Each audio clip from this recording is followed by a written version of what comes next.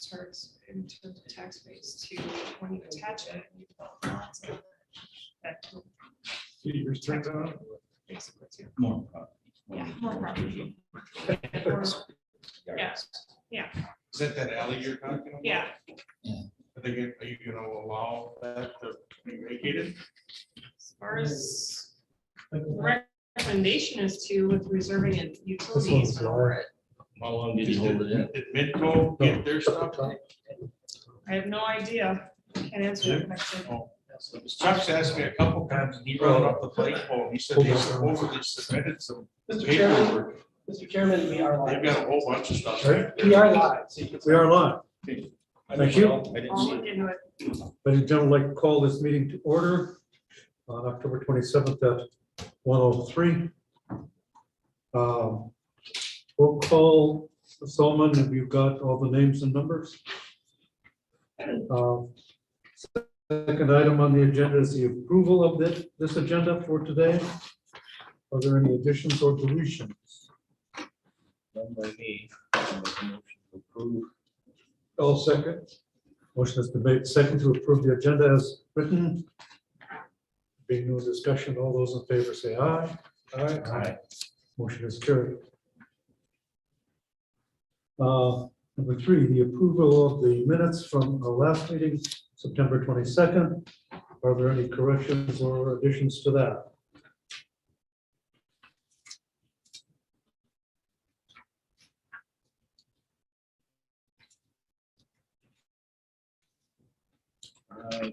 There's under unfinished business B, Sorry.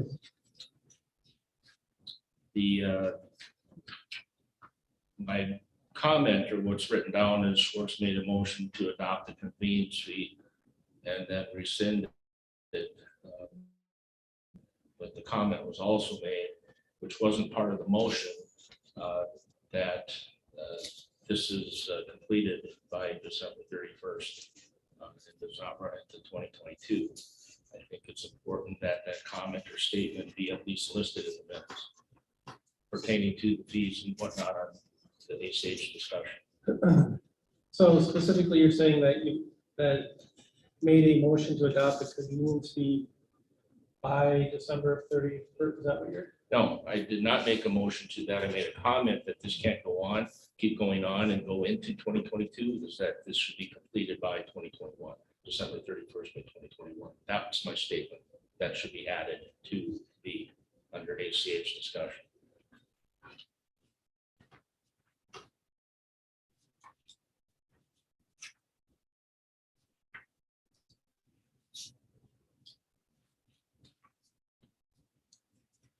Outside of that, I made a motion to approve. Well, second. Motion has been made and seconded with additions. All those in favor say aye. Aye. Aye. Motion is carried.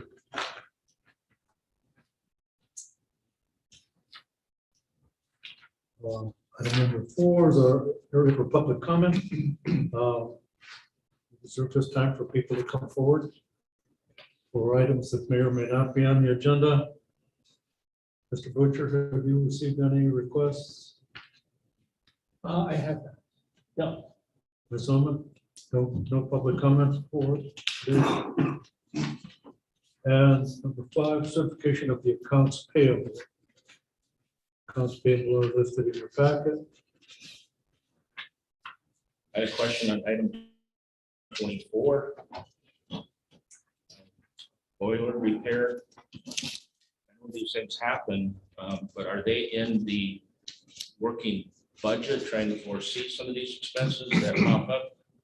And are they taken out of that budget or? This case, and Scott, correct me if I say this wrong, but that is a SIMPA activity on the power plant, right? So that would be a SIMPA fund, or Kathy? You were Correct. correct. So we file an O&M budget with SIMPA for capital equipment, because what they pay for are some FTEs as well as operation and maintenance costs. And so we have a separate project budget for them.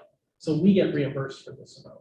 Okay, so this is paid via SIMPA. SIMPA. Correct. Okay, and is this isn't listed in our budget, it's listed in a separate budget? Correct. Okay, or is there not a budget and they just do it? No, we submit a budget to them that gets approved as part of their capital improvement plan. Yep. Now, you know, what's inherent in the budget, because you end up just with kind of these historical trends, is there is some money in there, but it's offset by revenues coming in through other For operations. cash flow? Revenues, correct. Yeah, got it. Now, if that ever changes outside of budget, that's okay because it's net neutral since Simple Right. pays for it. Yeah, no, I get it. Yeah. The other question I had, and I know we had talked about this for ongoing, so Keith, you and I had a phone call discussion on the name of credit card last time, and Correct. after that, Correct. that there was much more of a meaning behind that wording, that title may not be correct. So what I'm seeing, and help me, is item number 36 is a complete merchant solutions monthly credit card fees separated at 1482. Yep. Right? Correct? And then what used to be in that credit card column, I believe is also item 58. Correct, and item 19. Item 19. I was looking for one more, but I couldn't quite. Yeah, 19 Neon Link. So Neon Link is our online management fees that we pay for all online transactions. The complete merchant solutions is the credit card fees, which is at $2 per transaction. And the Vericheck are the monthly e-check fees that we pay to Vericheck for those transactions. So the neon is at 40 cents? Yes, Okay, plus maybe some other miscellaneous things, but yes, yeah, okay. it's that. That's all I have. There any other questions on it? I'll make a motion to approve. I'll second. All those in favor say aye. Aye. Aye. Motion's carried. In the report section, there are notes from the SIMPA and the financial reports. Up to you guys, if you have any questions on those, I would like to make one comment. you're welcome to do that. Thank you, sir. If the commission would turn to the cash reserve tracking spreadsheet, I did add in for this month, kind of what the bounds are for the days of cash on hand per our written policy, as well as our capital improvements fund with the min and maxes, to make it easier for the commission to see that, make sure we're within the bandwidth that's been pre-approved. So it just gives you a little more visual information so you can know that we're adhering to our policy. Per our policy, if we ever drift outside the bandwidth, the commission is directed to acknowledge that and determine what, if any, actions needed to take at that time. So I just wanted to point out that I did add in those to try to help. Good.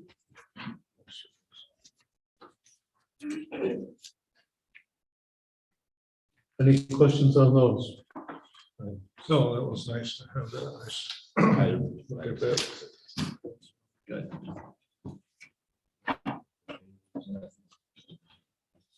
So you're down 3/4 of the way. What page was that on?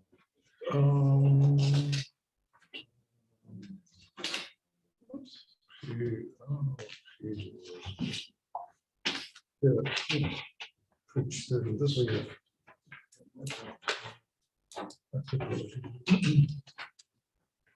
33 is what I have. You can have that if you want. All right, Yeah. I'm sorry, Keith, what was your comment on it?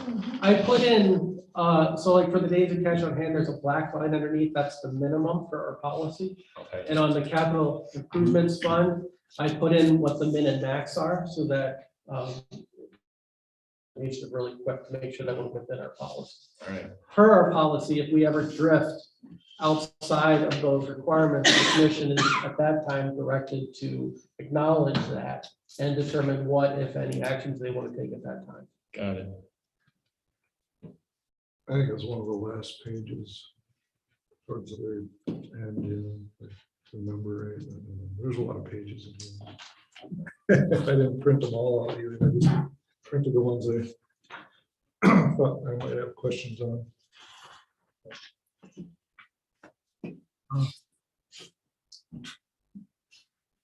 So you can't read the numbers, but that's the cash reserves tracking. So if I'm interpreting this correctly, the days on hand cash on the electric side is trending up very slowly. Is that correct? Yeah, you gotta keep an eye, yeah, you gotta look at keep in mind the scale, but yes, I mean, if you look at the beginning of the year, we were around 205, 203, 202, and our last one is 219, so we are continuing to go in a positive direction on that. And this is only for year to date for 2021. And on the other hand, the water side is increasing at this point. Yes, however, that is because we are not receiving our water node shipments that we were planning on. We are going to be spending our budget amounts on some meters and some brass in preparation for a large shipment of nodes early next year. So that number will come back down once we have that large. Once those nodes arrive, we're going to see it. Well, we're actually going to buy some of the ancillary equipment that we need, the registers and everything else, so that we're ready for when we get all those nodes coming in at one time. So it's yes, it looks like we're trending way up, but that's because there's a major capital expenditure that hasn't hit the books yet. Kind of going down the same page here. You get to EV usage if you're done with that. Oh, yes, sir. Yeah. Do we have any explanation why September would seem to take a bump? Well, the reason is because the DC fast charger was offline through all of August and most of July. That'll have an impact. Yeah. Yeah. Okay. So the DC fast charger came back online in September, and so you're seeing that increased usage. Okay, good. Are there any other questions on those reports? Entertain them now. Otherwise, we'll move to updates. Electric department would be first. Or, yeah, let's start with generation plan, I guess, Mr. Butcher. Yes, sir. On the generation plant, we will be running the old units early next week. We were planning on doing some ballast tank work this week. However, that got delayed due to some unavailability of some equipment. The forklift that we needed did not come in. Given the drop in temperatures that we're projecting over the next few days, we do need to start draining the radiators to prevent potential freezing. We've been talking with SIMPA about this. They've been notified and they are comfortable with us shifting that to a springtime line. So we will be postponing that ballast tank work until the spring season. We've been working on our winter prep and winter inspections. Those have been completed, and well, a lot of those have been completed, and we're continuing to winterize the power plant. That includes some outdoor maintenance, some sprinkler blowouts, and as I mentioned, some draining of the radiators. For our League of Minnesota Cities insurance needs, we did have an audit of the generation facility that took place on October 21st. Everything went well with that. All of our documentation was in place. We are anticipating a report at some later date after they finish doing all the power plants in the state. They do a tour, and so they're still busy working through the others as well. But when they were here, they got all their questions answered. Everything was right where it should be. So no concerns, no concerns whatsoever. So that's the update on the generation plan. I'm sorry if I may have missed it, but number 7, where are we with number 7? That's online. They did oil samples and they did not find any coolant contaminants within the gearboxes. So everything looks good. You know, we're going to continue to monitor to make sure nothing happens. Good, thank you. Distribution system, Mr. Linden.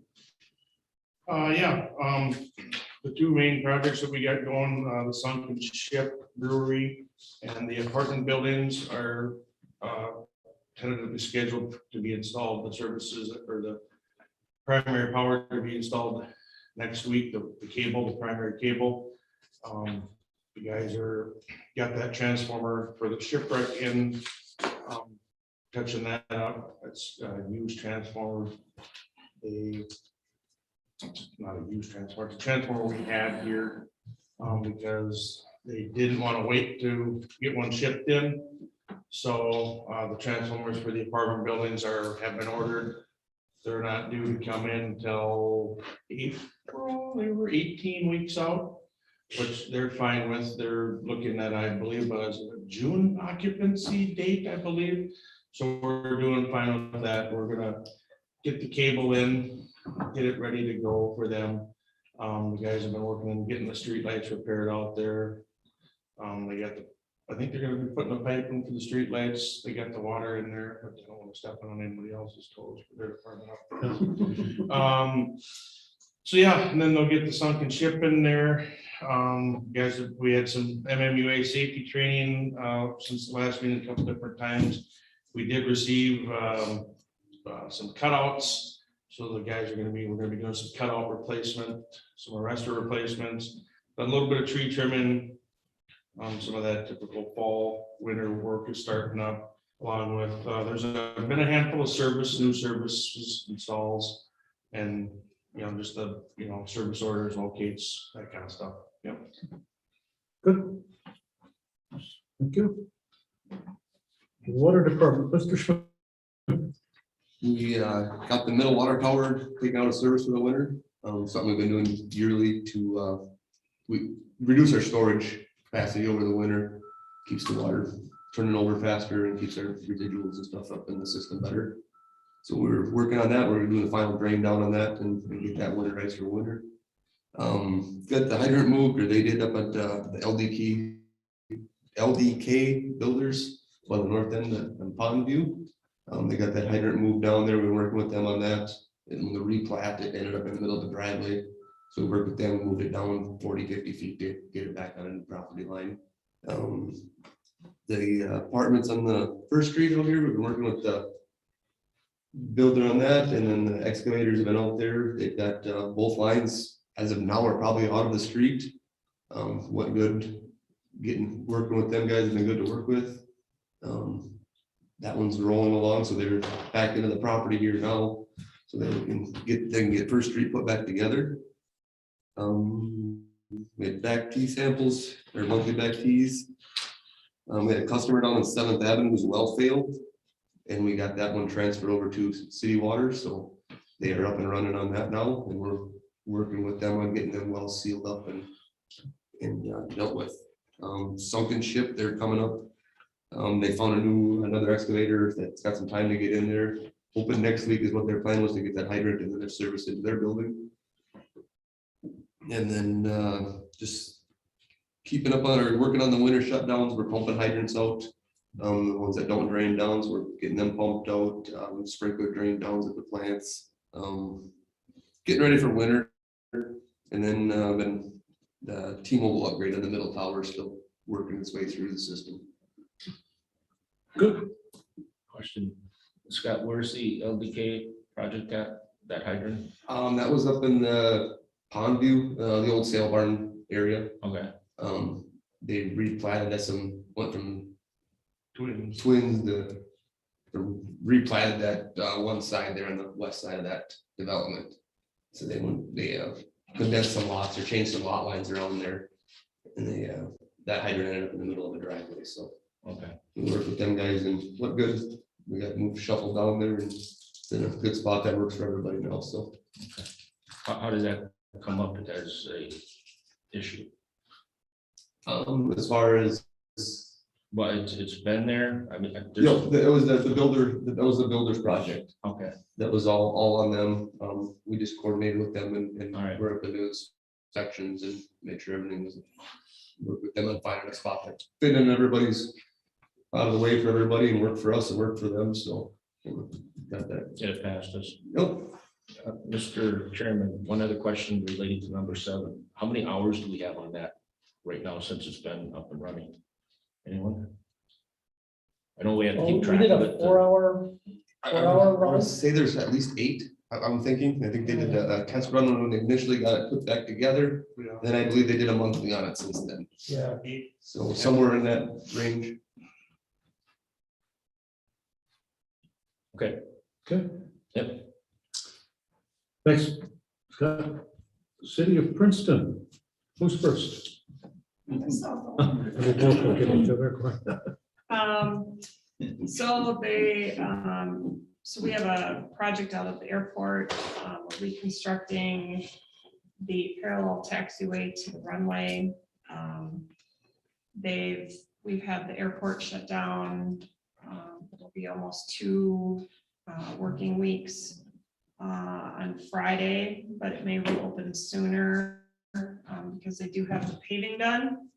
They wanted to basically shut down the airport so that they could do the connector segments and the taxiway repaving all in one fell swoop. So that eliminated a longer or a secondary shutdown in the spring. So there's actually I need to do an add-on to the council agenda for tomorrow night. There's a $7,500 change order that needs to be approved because we have to do temporary markings because we can't put the permanent markings on until the pavement has set for 30 days per federal specifications, in which case by the time we get to the end of November, it'll be too cold to actually apply the permanent markings.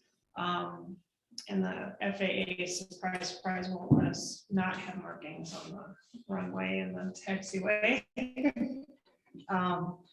So we have to do some temporary painting this week yet. So Stephanie's been busy on prepping and organizing and ordering more stuff for the Light Up Princeton project.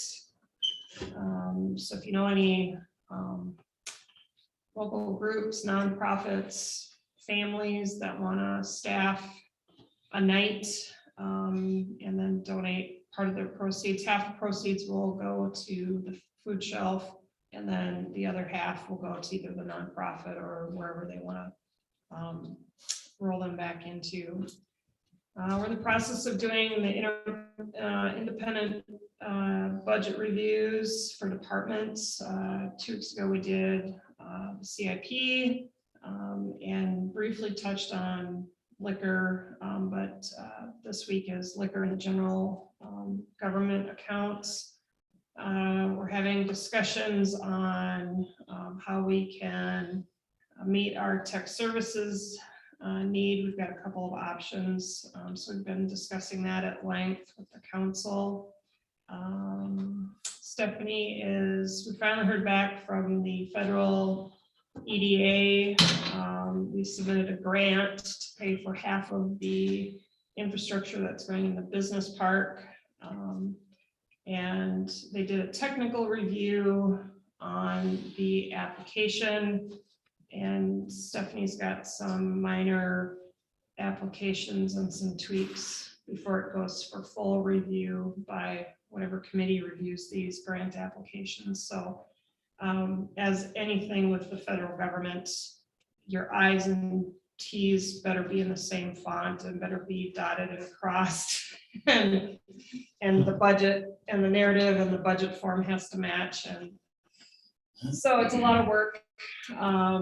She's also tracking and we're looking at, there's been a ton of grant opportunities that have been issued by either the state or the federal government being funneled through the state or any number of projects. So she's trying to basically whittle through all of those and try to find the most appropriate ones for us to apply for, knowing that with grant dollars comes work, and depending upon which department she wants to coordinate to make sure that she's not putting more work on other department heads. Let's see. The 21st Avenue project is moving slowly ahead. The same contractor that's doing the apartments will be doing the work on that project. They did some clearing and grubbing, and as soon as they get done with the apartment piece connection, they'll be mobilizing right over to our project. Start some preliminary grading, some pipe work, some muck excavation, whatever they can get done before we completely hit freeze up. So they'll be working as long as they can. So, and again, our engineer was pleased that they got the bid because they're a good company to work with. So Douglas Kerr Underground.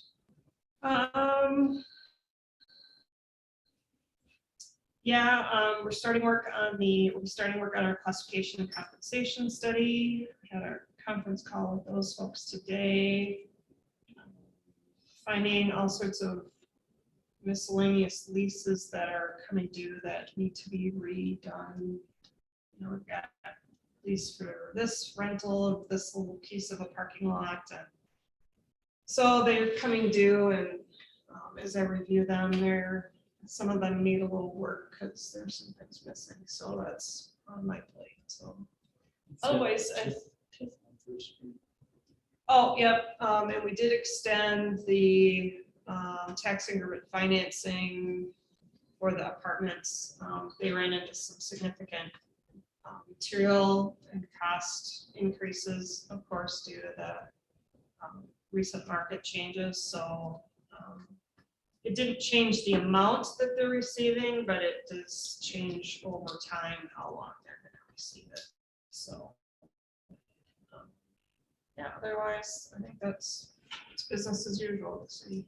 I think that, of course, the TIF adjustment for the time period just is showing the city has good faith in the development. Mm-hmm. Want to see development work with cities working with contractors and developers. I know that was a concern, some of them had. I have one question. I believe you were in the process of starting like a sewer study on the sewer system. How's that?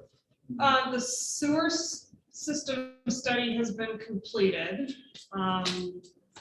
One of the things that we have in the next year's capital improvement plan is a transportation plan and a pavement management and what I call an infrastructure prioritization plan. Basically, that will layer the sewer infrastructure with roads to try to figure out where we should start in terms of addressing the city's infrastructure needs, and then having conversations about, how do we get that funded? I mean, do we look at putting together a bonding package? The Coalition of Greater Minnesota Cities is always encouraging its members to put together bonding packages. So do we do that? Do we consider a local option sales tax for, paying for infrastructure?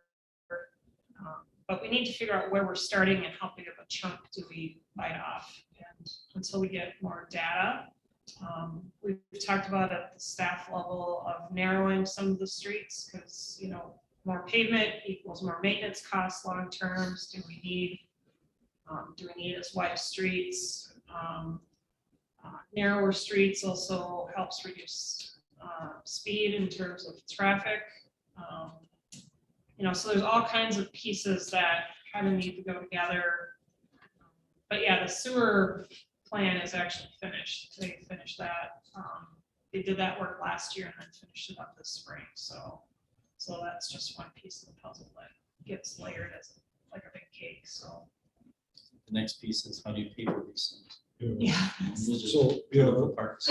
right. And I would imagine we'd be involved with that because of sewer and water running together. Right? Correct. Once we get the street piece and the pavement management piece, we'll need to, before we make any recommendations on a plan, it has to be a united, coordinated project.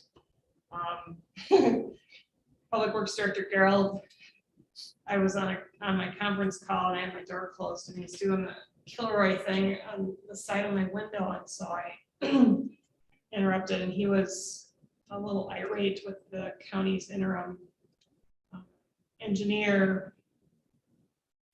We have a homeowner who has a failing sewer service in under 7th Avenue, County Road 4.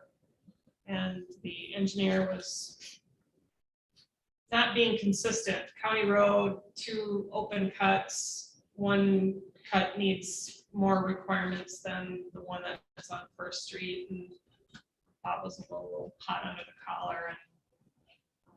And anyway, at the end of the day, the new interim county engineer basically says, well, we should be looking at the whole road. You've got utilities under there. It's like, yeah. So we'll be meeting with the county when that happens. We'll make sure that he's pulled in because there's water and sewer under that road. And but it's those types of conversations that, you know, it doesn't pay to reconstruct a street without looking at the infrastructure underneath it. And that includes it's water, sewer, it's broadband, you know.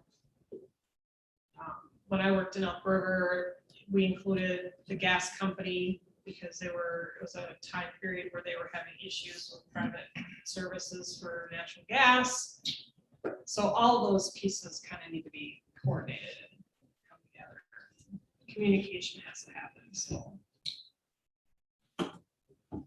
I have a question. Is there any discussion on 7th Avenue there for storm drainage at all? Going up Is County that whole Road, thing? going up County Road 4? Yeah. I'm sure that'll be part of the conversation. Because I I mean, bet I used to own the apartments on 809 7th Avenue. Mhm. That would always flood. Yeah. I mean, it just does in Yeah. the spring and whatnot. Yeah, And then on the east side of that too, and I've talked with the county several times, they just said, well, that's out and out. It sounds like it's getting closer, but if they do something there, I know there's always a cost to these things, but if they tear up that whole road and do the improvements that they want, not consider that. no, it'll be part of the conversation. I mean, that's another, I consider stormwater a piece of infrastructure Right, because you're either doing, you know, roadside ditches or you're doing curb and gutter, and then you need stormwater pipes and retention ponds or rain gardens or whatever. yeah. So, The sarcastic answer that I got is, well, we'd have to run all the way west, over to the bank where Schmitz used to be. And, that just wasn't the answer I was looking for. But that's several years ago. yeah, that's a different conversation, but it'll be part of, I think we're gonna try to, because both the county and the city have ARP funds, and so we're looking at how can we leverage those dollars to get stuff fixed. But those are conversations and an agreement, a cooperative agreement that has to happen, and who pays for what, and how do we take care of that, and so, and then design it and make sure it meets and does it qualify for Minnesota state aid funding, and there's a lot of pieces and parts that kind of need to get coordinated. So I anticipate, and the county's been, even though it was on the 2022 plan for the county, when Bob and I spoke with Dylan Hayes, the coordinator, they have a willingness to move that out a year because it'll probably take us that long to agree to stuff, make sure we've looked at all the issues, design it and bid it and whatever. So it's not something that's going to happen overnight. And having worked for the it's been that county, way I know for how a long not time. fast their wheels move sometimes. One other thing, Michelle mentioned the budget or middle of the budget discussing various items. She mentioned the compensation study. One other item to touch on is the IT person. The city is, I think, is an agreement council is that there should be some work done with that.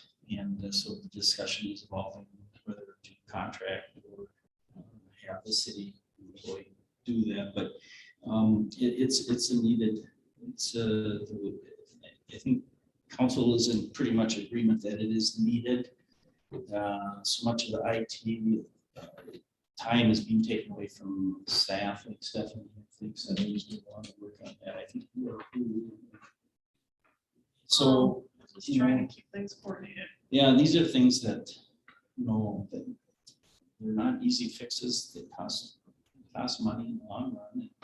But that's why we're here, is to make those decisions on what's the proper levy to, levy taxpayers to keep the city running in a proficient manner. I think we're all working together. That's good. How are we doing on IT? We had a discussion about it a while ago, but maybe a year and a half ago or something. Yeah, we're continuing to use both CW, and then we have Mr. Bergman, who's working with our Yukon AMI stuff and our local IT needs. So, yeah, at the moment, all that's moving forward. So I guess I'm not sure where. Well, I was just thinking, we've talked in the past about different PUCs and cities sharing Oh, yeah. like accounting and maybe PUC. I don't know if rather than, I know when you first came on board, you were looking at that. Yeah, there are a lot of similarities with just the office environment and even security cameras, archiving. Yeah, that's things. So yeah, I do think there are some synergies at the moment, and I know Michelle and I will continue to talk Correct. and see what makes sense.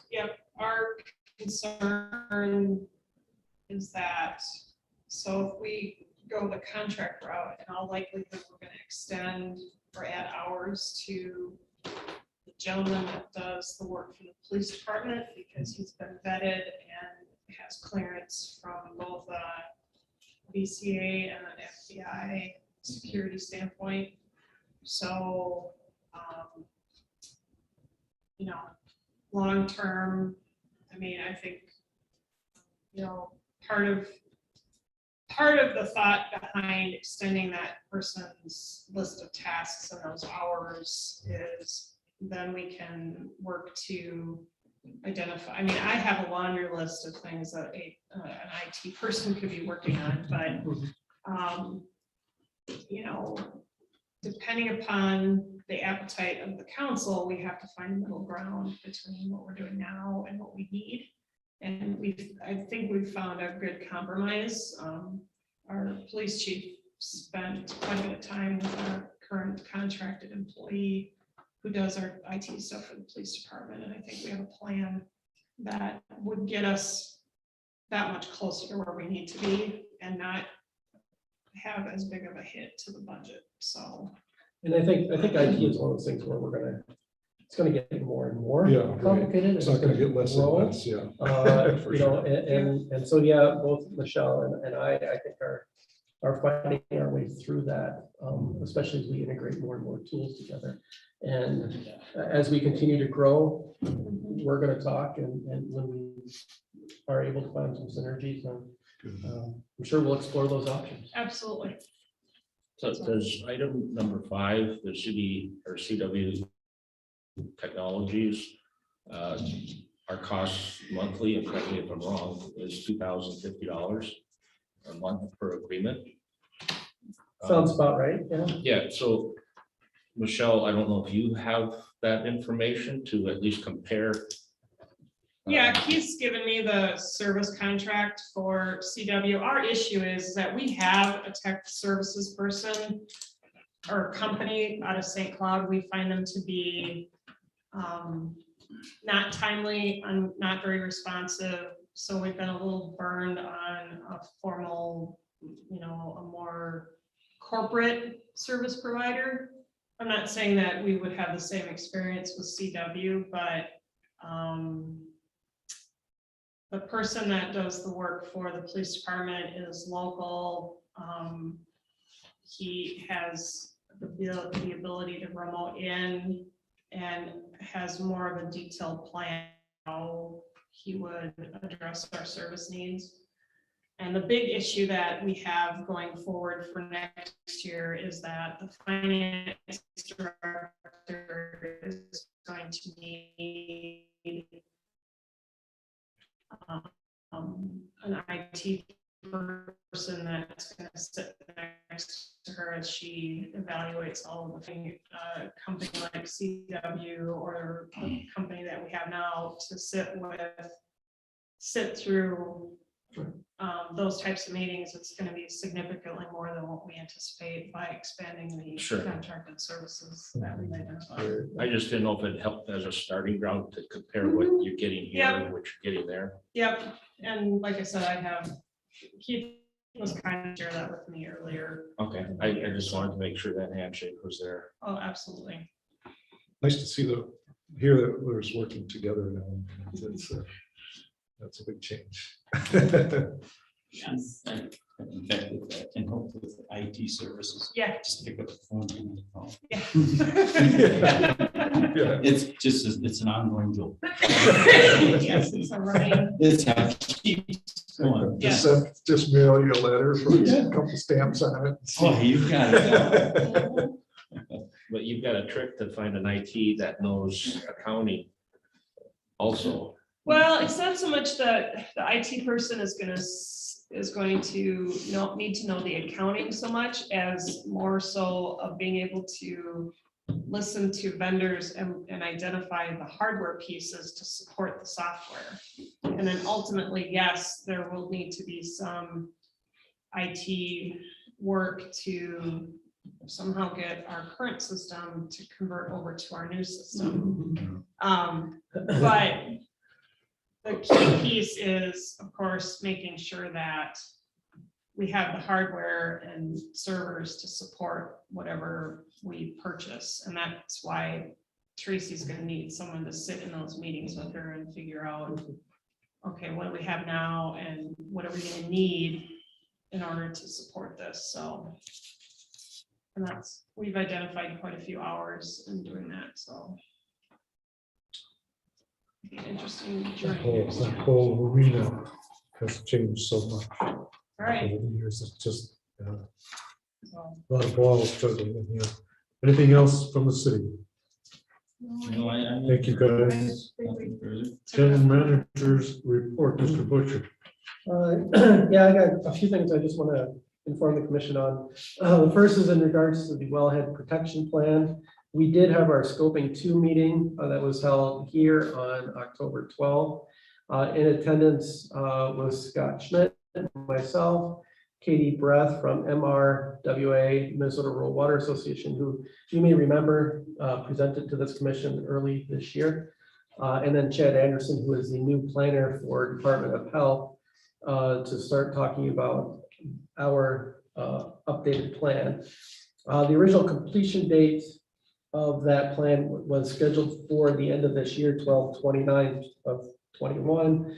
However, because of delays that were actually on the state's side of it, they will be requesting an extension of anywhere from 12 to 18 months so that we can complete that, because we still have quite a few things to take care of. In regards to the decision notice, as a result of the scoping 2 meeting, that letter is in your packets. It's dated October 18th.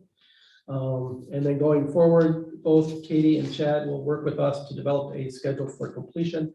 Part of that is going to require us to hire a consultant to provide various maps, inventory, summaries, and analysis. They provide and I'm working with MRWA and MDH to put together a model RFP. I actually have a meeting with Katie scheduled for tomorrow to fine tune what that RFP is going to look like. They've also will be providing us with a list of known consultants that we can send that RFP to. As we begin our review and outreach, one of the things that they did recommend is that we consider creating a wellhead protection team to contribute to the planning process, to support the implementation, which includes the participation by external organizations. Since our DUISMA also encompasses areas outside of Princeton city limits, we may want to focus some of that membership on representatives from the neighboring townships. As I mentioned, Scott and I will be a part of that. We'll be working with Katie to be on that team. I've also reached out to Michelle, and the city is open to assigning, potentially assigning a city staff person once we have a scope and direction and more of a definition to that, to make sure that we have the right people associated with it. Once we have all that, then my plan was, to reach out to Baldwin and Princeton Township, see if there's anybody there that is interested in participating. And in addition, if there's a commissioner that would like to sit on this planning team, it's really, part of the effort is, because our DWISMA goes outside city limits, which is outside our jurisdiction, is outside the city's jurisdiction, we can't really enforce any ordinances at that point or any permitting or anything of that nature. It's good to have buy-in from neighbors so that we're all on the same page on this. So if any of the commissioners are interested in sitting in on something like that, if you're really interested in groundwater, you'll learn a lot. But a lot of it is trying to identify where some potential contaminant paths are to our system, and we want to try to address that as best we can. So if there's anybody that's interested in that, let me know. On the legislative side, we are working with customers to address disconnections during the cold weather rule under the state's new guidelines. We still have a little bit of a learning curve as we integrate the new rules into our system. We are continuing to follow the cold weather rule and work with our customers. The only customers that are being disconnected are those that have not responded to our outreach or have not honored an agreed upon payment plan, but all of that's is moving forward. So we'll continue to make that streamlined as much as we can. Yesterday, Jeremy and I did sit down with DGR to talk about a draft report on the electric system study. So we reviewed the potential deficiencies, potential improvements, looking at how our system's currently operating today, and looking at what the next 10 years might bring for that. And so that is looking at a couple of different things, power quality issues. Do we have any areas where there's low voltages that we want to be cognizant of? And then they do a lot of N-1 modeling is what they call it. If you lose a certain piece of equipment, what does the system do? And if you lose a different piece of equipment, what does the system do? The idea is to really address the reliability and make sure that it's a very robust design. The plan is to, I know Andy Koob, who we're working with on this, is working on the draft report. We do want to get that in front of the commission as soon as possible.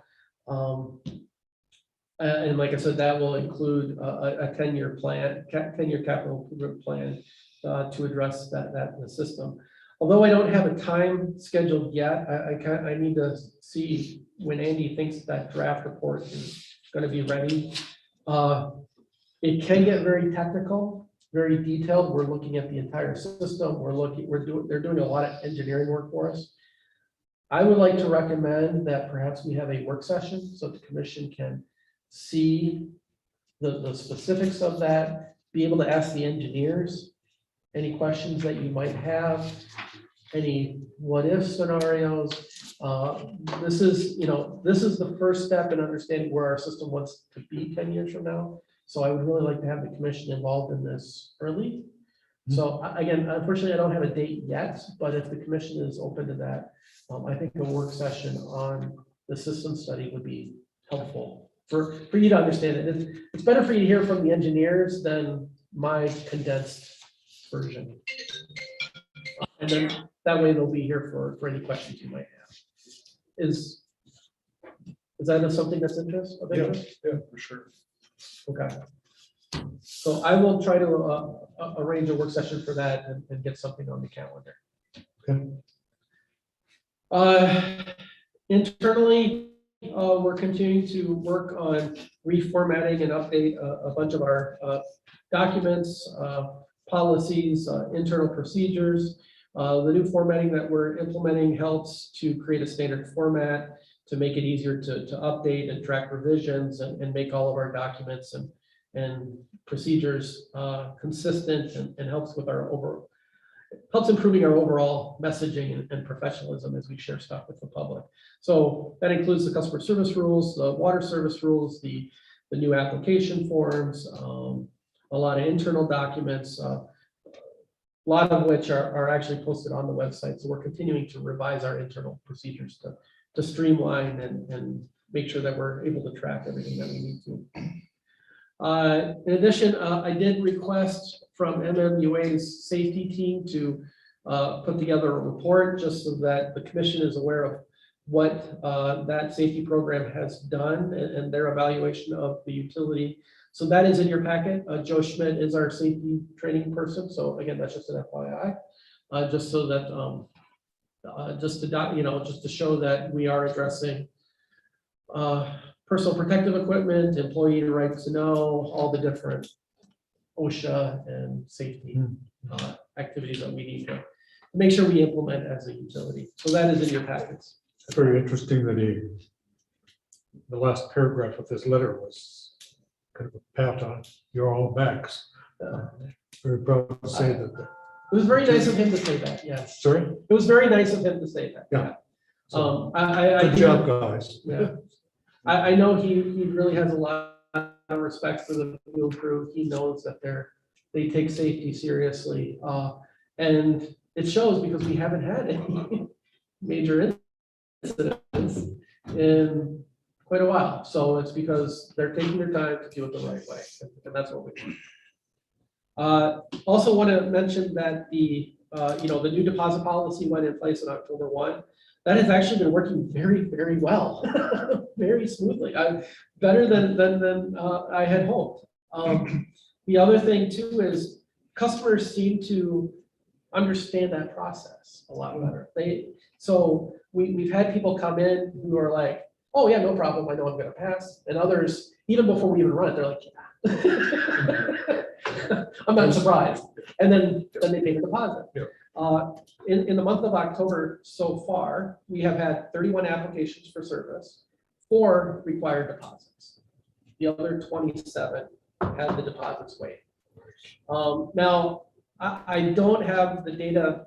I don't have data resolution enough to say this for certainty, but part of what I think we will see is some seasonality because a lot of the applications we tend to get this time of year are home sales. So these are homeowners. Again, to Commissioner Erickson's point, if they can get a mortgage, they can probably have a good credit and have their deposit rate. I think that's what we're seeing. It'll be interesting. You guys know, Commissioner Schwartz, Mr. Erickson, you know it's better than I do. I would anticipate a lot of the rentals to turn over in the springtime. So you may see a different breakout throughout the year, depending upon when leases come up and get renewed. We'll see. It'll be interesting. But like I said, out of the 31 applications, only 4 of those required a deposit. And again, that process went pretty smoothly. Those applicants seem to Just to be clear, the 4 that required a deposit were because the credit check results indicated that, not that they said, I don't want to do that, I'll just pay this. That is my understanding. Yes. What we do is, even though it's a soft credit check, we do give, if somebody really doesn't want their credit check done, we still run the report because it gives us the ID verification that we need. My understanding is all 31 of these had a credit check done. Okay. Interesting. Very good. Yeah, that's a plus. Yes. We've also sent out reminder letters. We do have some properties in town that have a history of their water lines freezing up in the winter time. So we always send a reminder out just to say, okay, it's a known problem.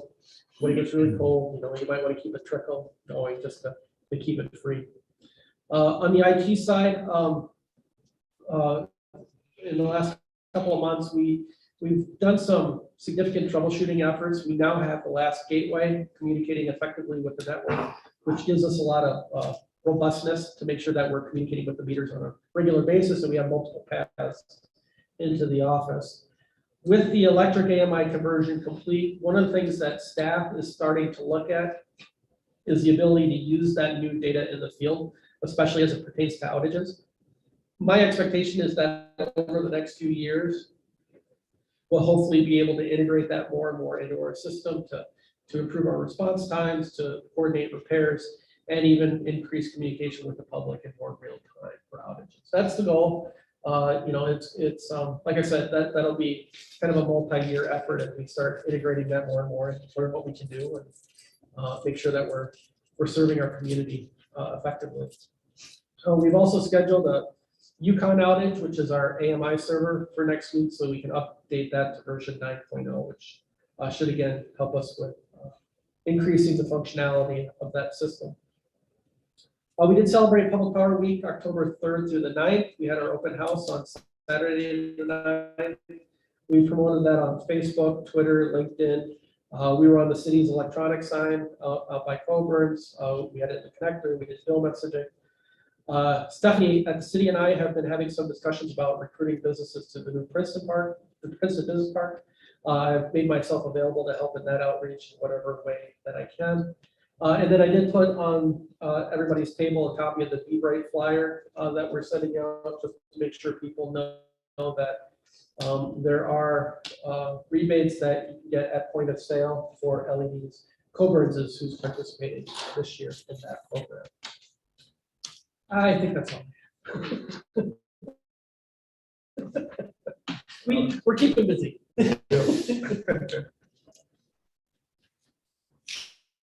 All good? Hey, let's keep a couple things to go. Can do. No, I'm good. You will take care of what you need to. Thanks, John. Ongoing business.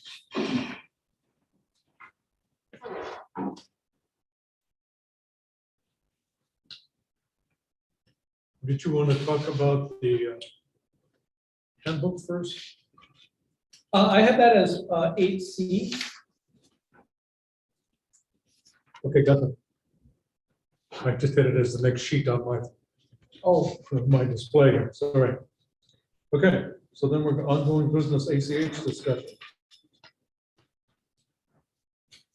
Well, I had an idea that I don't know if we passed that along at all, but. I did not have a chance. So I have an idea on, it's somewhat tied to the ACH discussion, but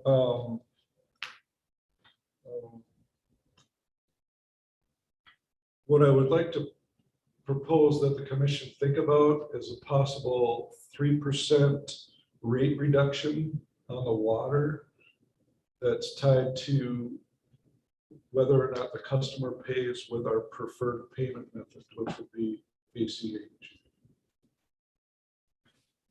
So let me ask this question out loud, because I want to make sure, with my hearing going out. Yeah, I I know, make sure that's I'm on why. the right path. So you're suggesting 2% of a sort of on the water only Yeah, portion of their bill, if they adopt or allow us to adopt the ACH for their bill paying across the board.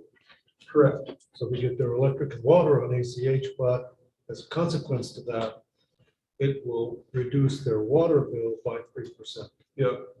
Will that impact their sewer bill? Well, we'll have to talk to the city about that, but Because I don't know how we, somebody has to chime in that's knowledgeable, because I'm not. But does the city bill by the number of gallons that we use or the dollar? The way the sewer rate is determined is we calculate what a water consumption is during the winter period. So roughly November through March, Right. because that way it gets the irrigation out of the equation. Whatever that average consumption is, that in terms of gallons, that is the number that we use for the city sewer bill. And then they charge $10.50 per 1,000 gallons. So it's on a gallon. so I don't think it would affect. It would, in fact, we're not talking about dollars, we're talking about. So it would only impact our side of that equation. Right. Yes. If I'm understanding. And part of the reason that I would like to consider this, well, there's two reasons. Number one is, when we stop the pilot to get our cash reserves in line, I think the mayor had mentioned he'd like to see something like a rate reduction. And I think we could accomplish a rate reduction for those who pay through ACH. And that would, and the water side seems to be in better shape, obviously. Sure. I mean, the graphs this other day. Right, sure. So, and then if we are gonna do an ACH or a convenience fee of 3%, then they can save or spend. So if we end up doing that, one or the other or both, but I would like to at least consider a rate reduction coming up into this budget. And I haven't done the math, but I know was it Connexus did a study saying that they decided not to charge a fee because of the extra cost. So if we're saving money by people converting to ACH, then why not pass that along, rate reduction on the water? So, that's my thinking on that. Any reactions? Is this news to you? Keith, have you talked to Greg about this concept? No, I did not. Sure, I did not have a chance to share Dan's idea. I'm This is just in the Eric's dark. presentation. I'm in the dark with the concept. I'm sorry? I'm in the dark with the concept, so that's why I didn't know if you communicated with. So this is the first time you're hearing about it? Yeah, me too. This is something that, hopefully next month we can, get to the, taking some action on this ACH before the end of the year. But I think, I don't know, I just had an idea of a rate reduction that was tied to the people converting to ACH. And if they don't want to do it, that's fine, but then at least we're covering the cost of that, the extra staff and fees and so forth. Well, you asked me my thoughts. Yeah, please. Without a doubt, 3% hit across the board, wherever you go, is gospel. It's not 3.5, it's not 4, it's not 2.5, it's 3%. We eat out quite a bit, and again, wherever you go, it's not just food. So I think part of the ultimate motion that's going to take place before the year end is going to be 3%. So I'd like to talk as that's going to be our number. If somebody feels differently, that's fine. But every time I pay the bill now, I look at it and like I said last month, they're even adding a base fee, which they're adding in their electric and their cost to replace and all that into their base fee, and then you pay that on top of whatever else. So from the credit card usage, I think we need to stick with a 3%. I would like to just say that's possibly done and put that on the shelf right now. I would love to be able to promote a opportunity as we're raising rates 3%. If you don't use the ACH, which ultimately saves everybody money, that if we can give a percentage discount on electric or water, the proof is going to be in the pudding there, the numbers. If we can afford a rebate type program or whatever, I think the decision would be fairly clear that ACH or credit card, they want to get their points to go somewhere. They're still paying for it, but some minds work that way. I wouldn't have a problem with that. We just can't give away the ship if, what is the number on water versus their whole bill? And maybe it's not 3% discount, maybe it's on the entire bill, it's 1% or. If we go the entire bill, then it's the city sewer. then it could get complicated, It complicates the issue. you know, And, and we still need to we're still not at 180 days on the electric. Right. But I think it's nice to have something in your pocket when you're telling them we're gonna charge this section of the public that's ratepayers 3%, but we've got a cookie in our pocket that takes. I love that because it takes away any argument, you know. If they don't want to do it, that's up to them. That's the call. We gave them the option. This is where I was going. You guys had to have gotten this. Or if I just the only one that got No, I got that, yeah. it. You got it? Yeah. Okay. So this all ties into this, and obviously it does, because you did a nice chart here, or Kathy did. Thank you, whoever did it. It's pretty easy to see where the problem is, and I'm not too worried about the 40 cents or the 30 cents. It's such a smaller number compared to the credit card rate charge, and we can look at that down the road. It's money, it's a cost, but we can look at that down the road. So the answer I was trying to get prior to the meeting is table 2, September metrics. Kathy, do you have that pulled up, or the ability to pull it up? I don't have. I'm trying to understand table 2, those numbers.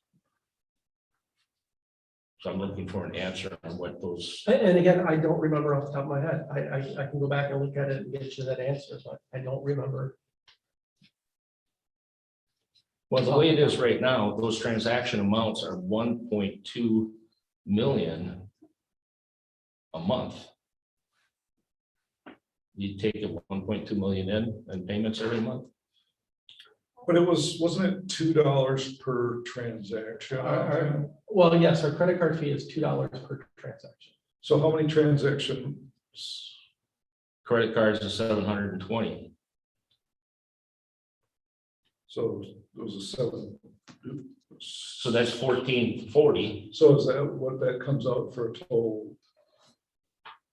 Well, 1440 a month. credit card is 162,000 of transaction amount times $2 will give you $1,440 cost at the $2. Yeah, which gives us about like 17,000 a year or something approximately. At those numbers, if that's just September, but Yeah, I don't remember. something, but that's right around that. Yeah, we'll have to get that clarified, maybe send something out tomorrow or something on that. I didn't catch that. I didn't look that close at it, but that was in a separate email. So, Yeah, it was dated yeah, October 13th.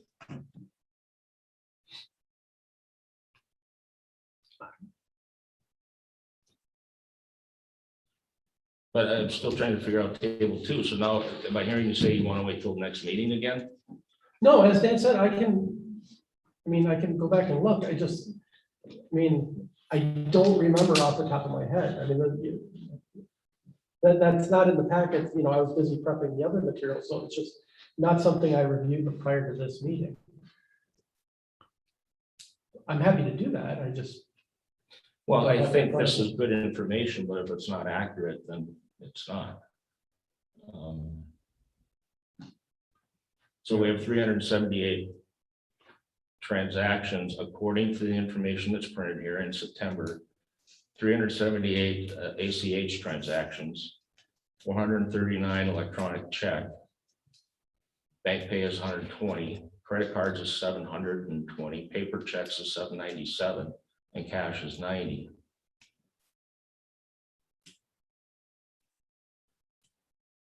So I guess, Jeremy, to your point, last time you said, well, it's not all just credit card. But if we're going to trust the information we have in front of us, and if it's 1,440 times 12 gives you your 17,000, that's the number I'm chasing. And that seems, if you look at it historically on a monthly basis, $26,000 of total charges are more accurate. I'm even coming out when you look at the payables. I don't know why September would be so low.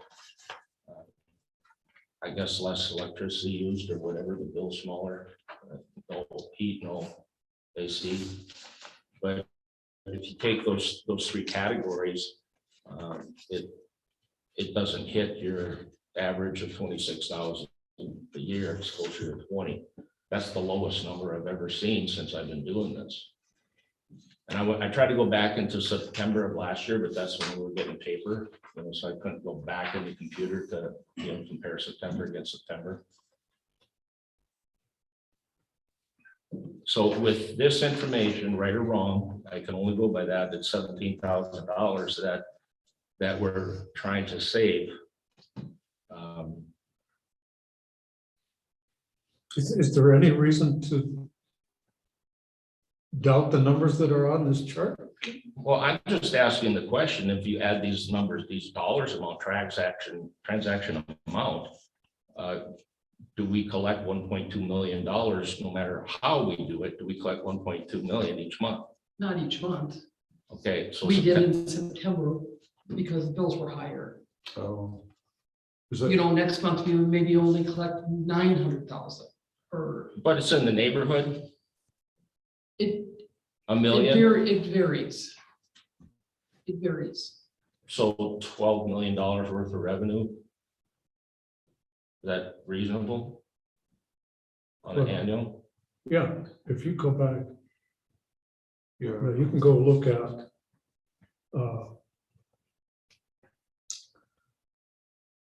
the trial balances and see what we're doing with, with revenue.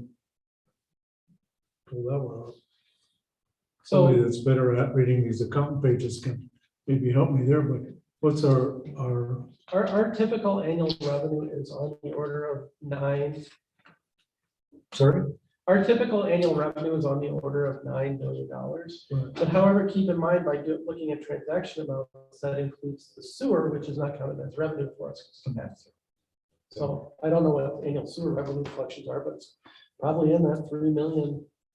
So, range. But I don't know off the top of my head.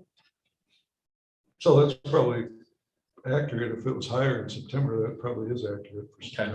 Well, and I thought in my head too, Yeah. our revenues were like 8 something. Yeah, minus after you take out the sewer, if that's, Yeah, somewhere so- 70 million. I guess I never imagined sewer to be that high, but if it is, then that answers my question. Well, it's probably gonna be higher in the summer with more water usage, or no, because you go by the winter, yeah. So September would be August usage, which But the Right. water bills were higher this summer correct. because of The drought. so. So then the direction or my question or statement would be, is the information I'm requesting anyway, and I would think the other commissioners would want that same thing, is the information for us to make a knowledgeable decision on the numbers to make the studies that we put together on what do we give, what's the percentage number on a rebate, if you want to call it a rebate, or reduction in rate, on water, is it on both? I would think that question is going to come up. Thank you for doing water, but what about the electric? Can you give me something there? That can be all worked out, but the percentage is going to get smaller. Instead of 3% give back, it may be 1% give back. I need the numbers to do the formula on the research as I did on the 180-day, cash. I wasn't even a commissioner then. I was just doing that report on myself, and you're at 90. And I did my own study, and then Dan, you found by doing some research, 180 is more of a norm, right? So the work going into these studies that I do isn't lost. I think it's beneficial, but that's what has to happen here. And if we don't have the numbers to calculate those things, we can't keep going to the next meeting. Well, it sounds like those numbers are accurate, are pretty accurate. for I have to September. trust they're accurate. I just, when I saw 1.2 million Yeah, for 1 month, I just, so if it's that dramatically high for September and everything else is just, it's miscued because it's September or August. So no harm, no foul. I'm just trying to do my work that I do by myself and. at but I my think desk. if most of the charges are $2 per transaction, it really doesn't matter how high the number is, it's just $2 per Right. transaction. But I'm just looking at this with broad eyes and going, Yeah. is there something wrong here? Mhm. So, I think it's an interesting proposal. Because we're also seeing at the same time that you're bringing this up, we have one of our colleagues, neighbors, competitors is offering, not only did they discontinue credit card charges, but they're offering a $5 bonus on their next bill if they go to ACH. So instead of beating them with the stick, they're offering a carrot, and I think accomplishing the same thing. Part of my concern with this whole ACH charge business is that for a million years, going back into the Pleistocene here, we never recorded as a separate finance category the charges, the expense that it takes to process cash, checks, IOUs, or whatever comes in the front door. But we have a cost associated with it. Very clearly. In fact, we have a whole employee that we use to process our monthly accounts payable. So that cost doesn't show up as an extra item on your list or my list or Keith's list. It's just part of the general administrative cost, and it's out there. Along come credit cards, and we go, oh, this is something special. And instead of just making it part of our general and administrative costs for doing business, we put it as a special. Now it shows up in the category, shows up on the list, and it's, oh my God, there's an expense there. What we don't see on that list is what savings those expenses did in terms of office staff and customer resources and whatnot, that it was a benefit to us because it automatically on their credit card every month. We don't have to deal with it. It's done. And I think this is the same arithmetic that the folks at Connexus have come up with. It says, you know what? It's just not worth it. It's the same arithmetic that we did as a company when I was working for a private company. It said, it's not worth it. We can't deal with people sending in checks for product. It's a nightmare. We got people taking checks to the bank on Tuesdays, got all this nonsense going on. We put it on the credit card, can eat from the mouse. It makes it a lot easier. In addition to which, I think there's a certain amount of customer satisfaction that we can provide by dealing with our customers the way they're accustomed to dealing with every other vendor in the world. You go to Coleman's, you go to Walmart, you go to Rum River Auto Supply, you go to wherever you want to go to get your stuff, and they just take your credit card and it's done. In addition to which, this 3% thing is particularly cogent at this particular point because we see today in the graph that Keith has proposed, and again, assuming these numbers are all up, we're seeing the water side of this is not dropping in terms of cash in hand. Now, maybe that's a momentary blip because we're waiting for AMI meters. But the water side is still very, very strong, where the electric side is slowly, ever so slowly, making an upward trend, which was the original intent of the proposal to stop. Let's get our house in order on this side before we do anything different. So, I applaud this. I think this is a great idea. Does it need further explanation or some further examination? Probably, yeah. But I think it's a way ACH is clearly the best route for us. I would say, consider that the preferred method of. Absolutely, absolutely. Um, And I think this chart shows that, appears to show that we've got a pretty significant portion of our customer base using it now. I don't know how that works for more industrial, I don't know how the hospital pays for that. What, there are some corporate customers that may have a preference. I don't think they're putting it on a credit card. I don't think so. But that would be, that's what we're Well, trying to. And I'm sure they have a If different there's- credit situation. If they're smart, they would be. They Yeah, could well, supply it. yeah. Yeah. I think we would have addressed this issue a long time ago if that was going through. But the point is, it's not a single facet issue. There's several implications for this policy that I think we need to consider before we march forward. Well, I would like to address the statement about the cost of staff or the cost savings on staff, because I was thinking about that. And, I don't know if you can really scale us to Connexus. They have a lot more customers than Princeton Public Utilities. We have a couple more. Well, we could ask this question, because Kathy's been here a long time. You were here before we accepted credit cards.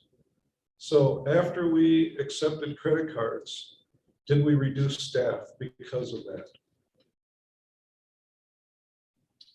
We reduce staff. When Connie took the general manager position, we reduced staff at that time. And that was right around the same time we started doing credit cards. But our number of disconnections dropped because people were able to pay with credit card Right. over the phone. We're not proposing not taking credit cards. No, and that's a very good point that I've been wanting to make is when I first started, there were months we were doing 40, 50, 60 disconnects when I first started. And I think this month we had 9. I mean, it has significantly dropped when we started taking not just credit cards, but all Well, yeah. electronic forms. of- What year was that? Because it might have coincided with the Great Recession too. No, I started in You know. 2003, and when I first, and that was the norm when I started it. And it was cyclical, during shut-offs, when we were trying to get people current, but it was always 20, 30 disconnects. It was an all-day deal every month. It was all, and it was multiple, I don't want to say repeat offenders or whatever, but you were going to the same houses every other month.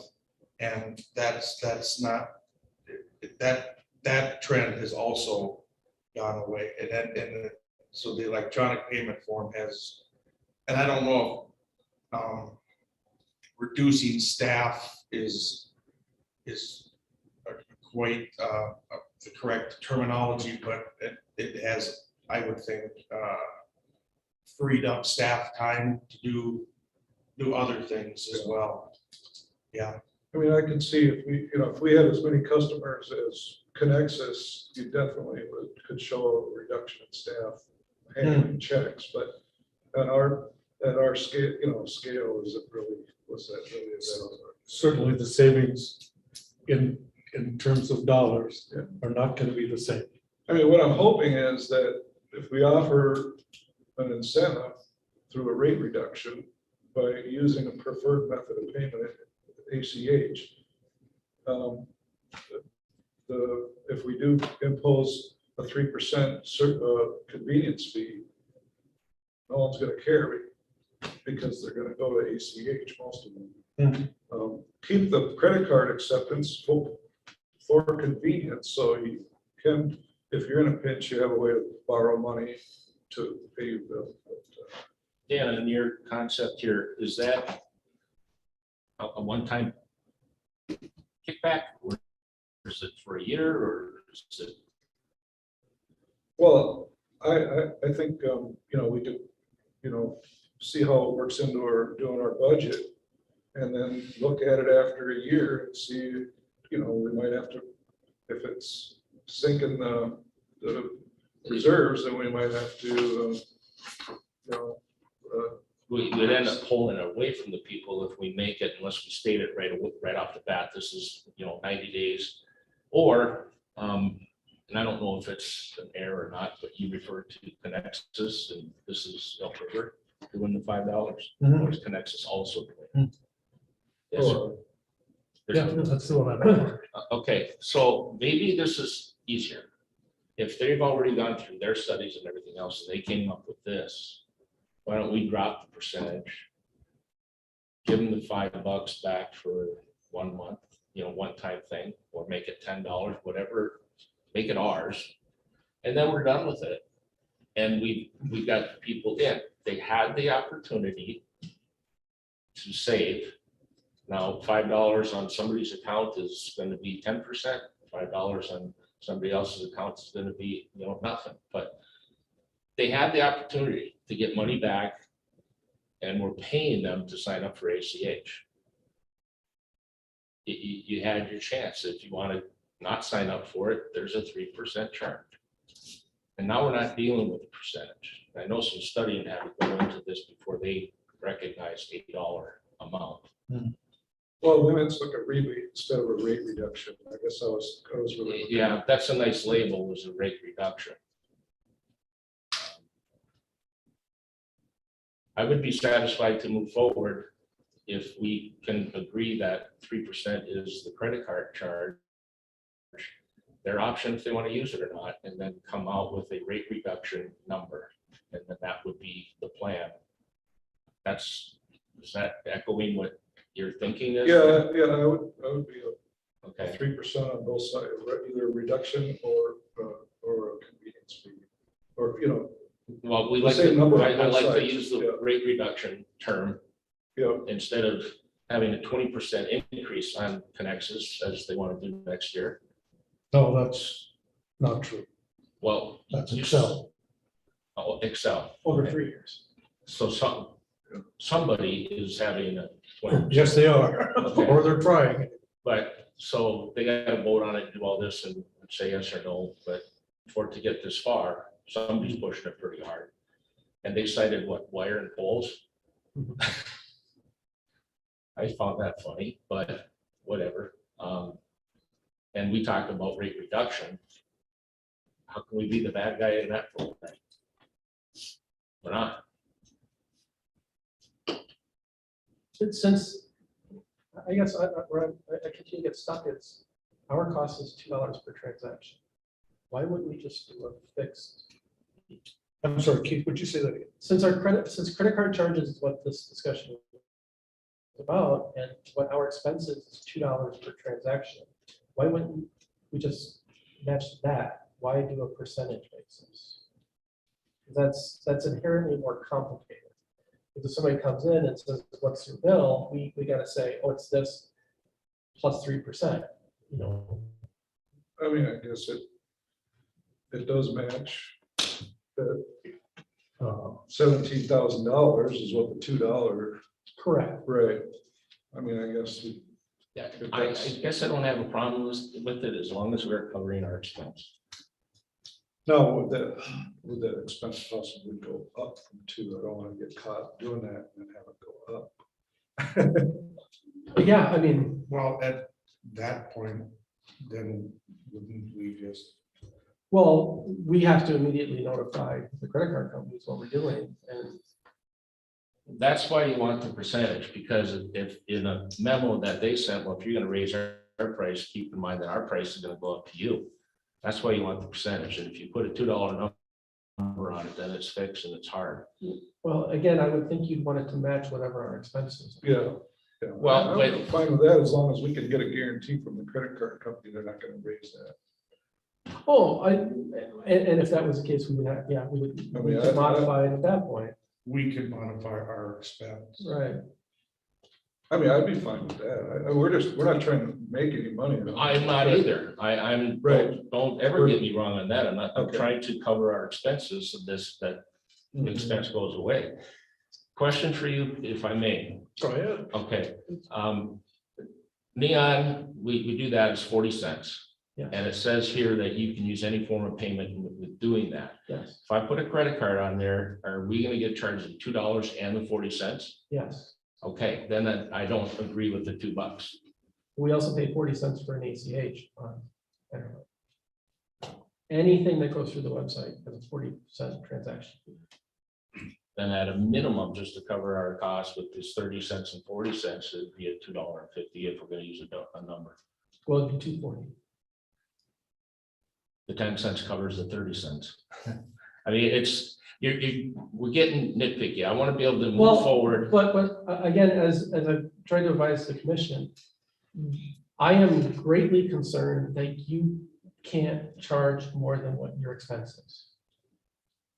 As our chairman eloquently described, the expense that we have with our staff. No, what I'm saying is the credit card company's rules are Yep. whatever they charge, that's what you can charge for a convenience fee. Okay, if you want to do 240, then I'd agree with 240. That's what our charge. But when you better figure out what the rate's going to go up using credit cards if we raise it, because I won't vote to go 240 and then they say it's 50 cents more. Now we're at 290.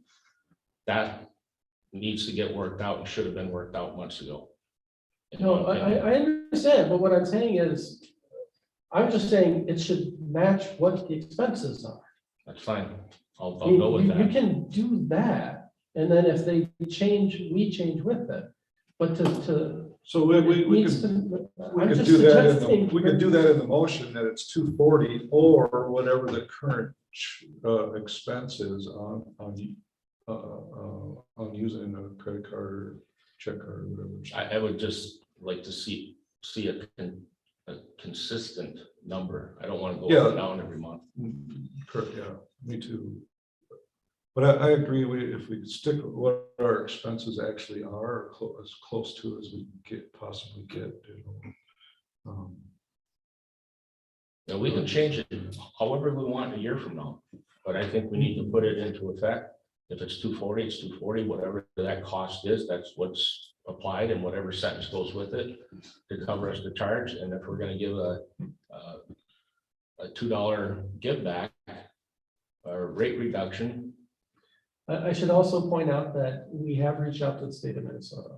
And when it comes to a convenience fee, if it's on a taxable utility, which is what electric is, it's taxed. If it's on a non-taxable entity, which is what water is and sewer is, it's not taxed. So this has the possibility of being partially taxed or not. We got to figure all that out. I just wanted to make sure you're aware that there are tax implications too. And we'll have to get the system to treat it accordingly. So if the convenience fee is on the electric side, it's taxed. If it's the convenience fee is on the water side, it is not taxed. And if you don't allocate it the proper way, you can get in trouble for not collecting the appropriate tax amounts. So it does get pretty complicated given that this organization is half taxable, half not. We just found that out today. Well, that's, well, here again, however that works out, I think there's work to be done. On their side, we can't come up with those things. That's what you get paid for. And I say that kindly. But if our But I do expense, need the commission to be on the same page. I believe we are, but we can't move forward as fast as I would like to without more detailed information as you just described. And well, we've been spending a lot of time on this and it's, I mean, I could say I would agree to the if it's 240, the 240 is their expense. The 240 convenience fee, $2.40 per transaction. transaction. And I'd also like to see that 3% rate reduction when you use the preferred payment method of ACH on the water. So I don't know what you two are thinking, but Did you get that, Kathy, as he just stated? Not that it's a motion, but did you get that sense? Because that's going to be the basis of our motion. I don't really want to vote on this today. though. No. Okay. What okay. I I just asked- want to make that, I don't No. want to have no motion today. I want some No. thought. But I further wanted thought, or, you know. written down, Yes, so that's Yeah, the okay, basis to okay. start. Yeah. Otherwise, next month it's what, how, who said what, how? Mhm. If it's in the minutes, I it's. mean, I just sprung this on you guys, so I don't, you know, let's think about the implications. Yeah. of it. But there's certain words, rate reduction, that pop, and you can save money. And then we can save money on those two scenarios. Okay, You know, it's fine to get down, written down what the gist of this conversation is. But I remain concerned that putting a transaction fee in place is going to be counterproductive. It's going to wind up costing us money at the bottom line. I know your number keeps coming up, and I understand your concern. So I'm just as concerned, but I'm concerned about the bottom line, not the middle ones. And you know, our overall cost of processing credit cards is far below anything I've ever seen in business, in my business and in a couple other businesses that I've been consultant for. I just haven't seen it like that. So we've got a great program in that respect. I like the idea of using the bit of a rebate of carrot of some sort to get them to go CH, because ACH is obviously a better choice for us, and that saves money. But I think making a carte blanche decision to eliminate the ease of using credit cards, making a charge for it, is going to be counterproductive. And I realize there's a difference in scale, but the concept is the same. And I think it looks like from the outside that we're making it difficult for people to do business with Princeton Public Utilities. And I don't want to go back to the situation in the social media and every place else that Princeton Public Utilities is screwing the customer again. Now they're going to twist it up like this. I don't want that out there. I really believe that if we did an in-depth technical kind of pursuit of the actual numbers, we'd find out that credit cards are probably saving us money. And probably saving us money in terms of staff hours and everything else. I won't ever agree with that. I'm sorry? I personally won't ever agree with that. I think change has to What happen. you're saying to me, Rick, is I don't care what the facts are, you're not going to convince me. No, I know the facts, and I'm sticking to the facts that I know. I don't know how charging 3% costs us money. What you don't know is what it costs for the people that don't go on credit cards.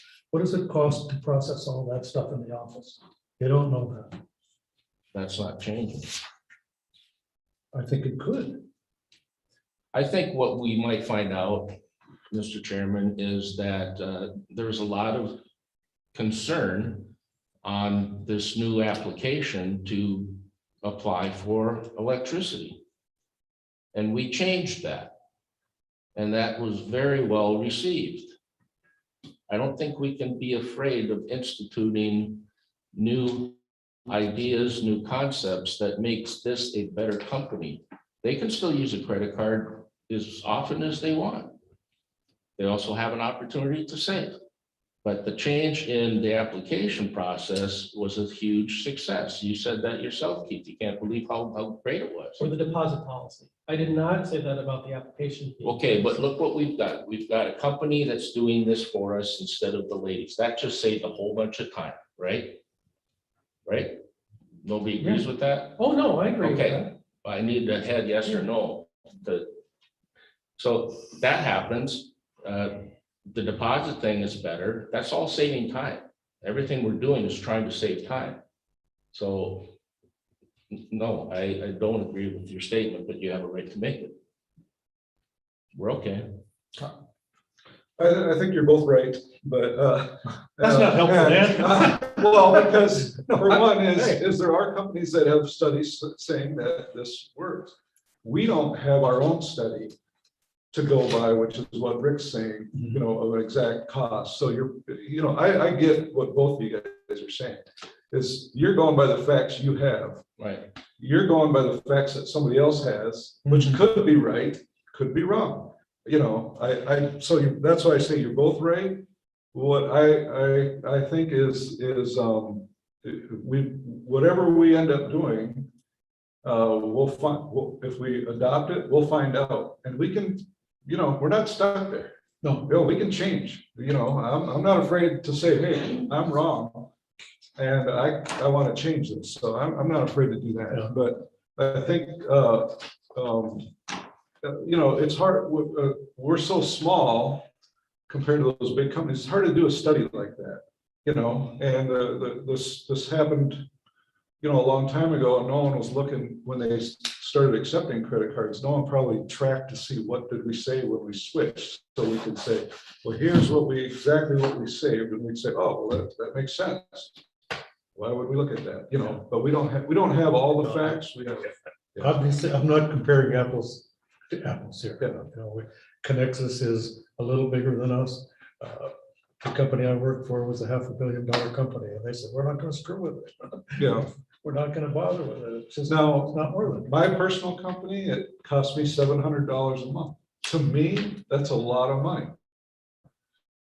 Even a smaller scale, when I look at this, like, holy cow, that's a house payment, or, you know, or something, you know. So, but you know, anyhow, I would like to, you know, maybe act on this at the next meeting if possible, if you guys, if we feel we're ready. We'll have It's really two on the different- budget.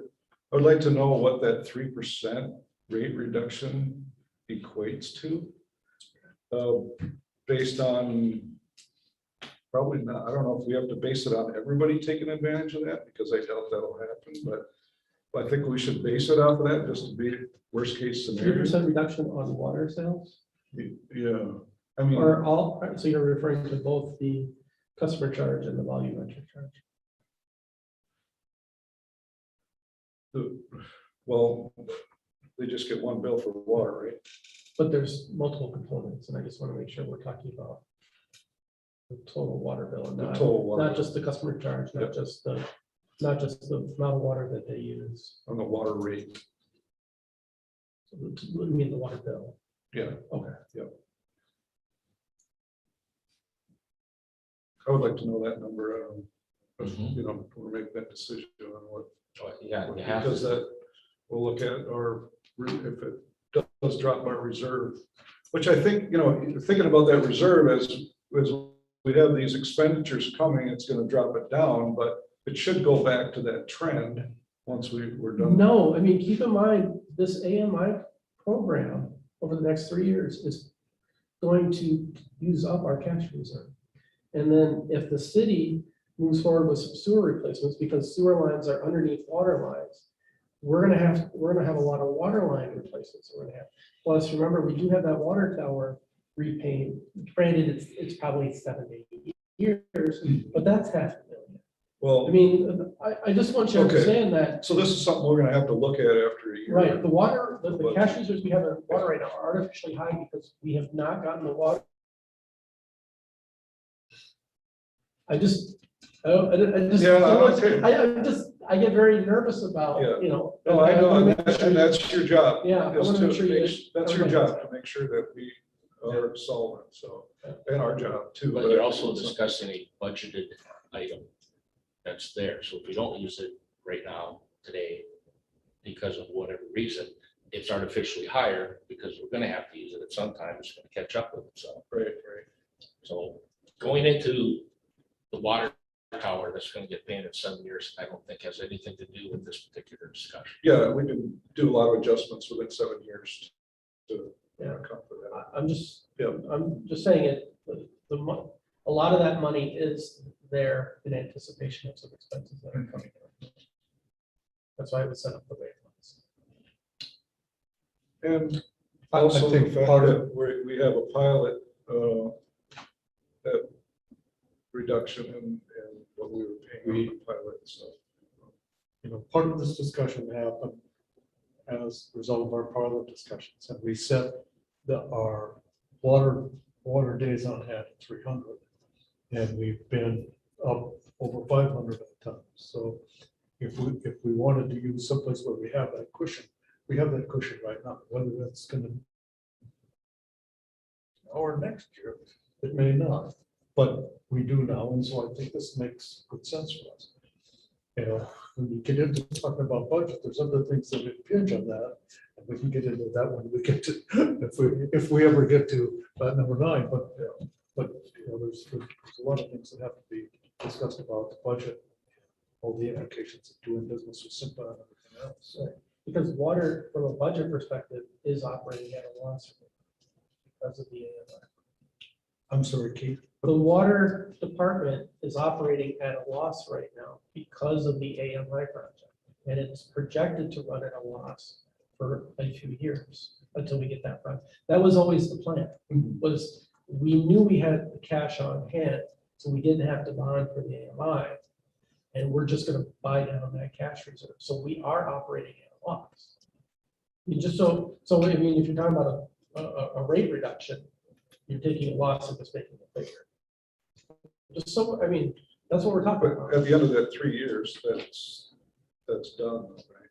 The AMI would be completed, 23, the end of 23, early 24, if I remember correctly. The total cost on that, We are spending 150,000. Well, if I can get my notes in, we are spending $150,000 a year on AMI. So instead And that's just for the nodes. so we're looking at another 450,000 more. Correct. And our cash on hand right now is.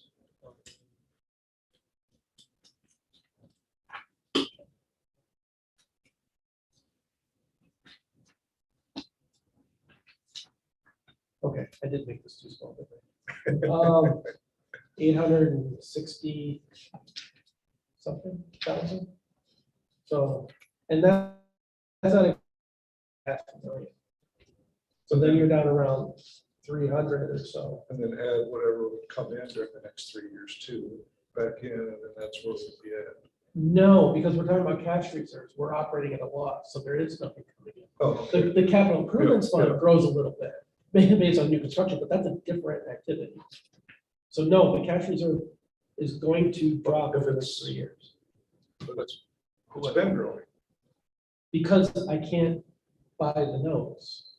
but if it's operating at a loss, even if you're not buying. Right, so if you look it at the should stay the graphs, same, you right? can see that we have been decreasing through the middle of the year. But because I can't get the notes in, with the water revenues being up over the summer months, we're seeing that now trend upwards. But that's because we don't have that expense in there, because I can't get the equipment. Now, in theory, this number is gonna go below the 300 line. That was to adjust our cash reserve policy on the water side in a year or two. And until we get water closer to that 180.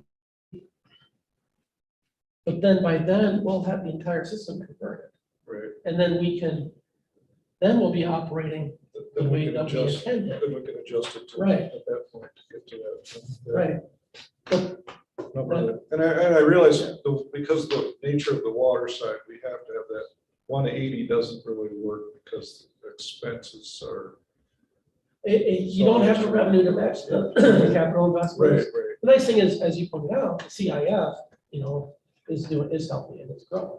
So that helps cover some of those costs. Yeah. But depending upon what Michelle decides to do and the city council decides to do. I don't decide anything. I just make a Okay. recommendation. Whatever Depends on how Jules much decides power to they do. want. Well, I think, regardless, it's, this is a long period of time and we can adjust faster than that period of time. Sure. As a commission. And we don't necessarily have to do it a year. We can react. Right, if we see a problem, I'm not afraid to make the motion to make the changes. Right, then I'd be right with you. Whoever set up the 3 years, if we're running at a loss, obviously did that incorrectly. You never want to run at a loss if you don't have to, so that should have maybe been originally 4 years or something, or 5. But to purposely run at a loss, that's not a good way to set up any type of. Well, again, the whole intent was to find out the cash reserve. But Which we're doing. right, so it's not a complaint, is what I'm saying. Right. It shouldn't be an issue that we just spent 10 I minutes. mean, we're not gonna go forever without a rate increase.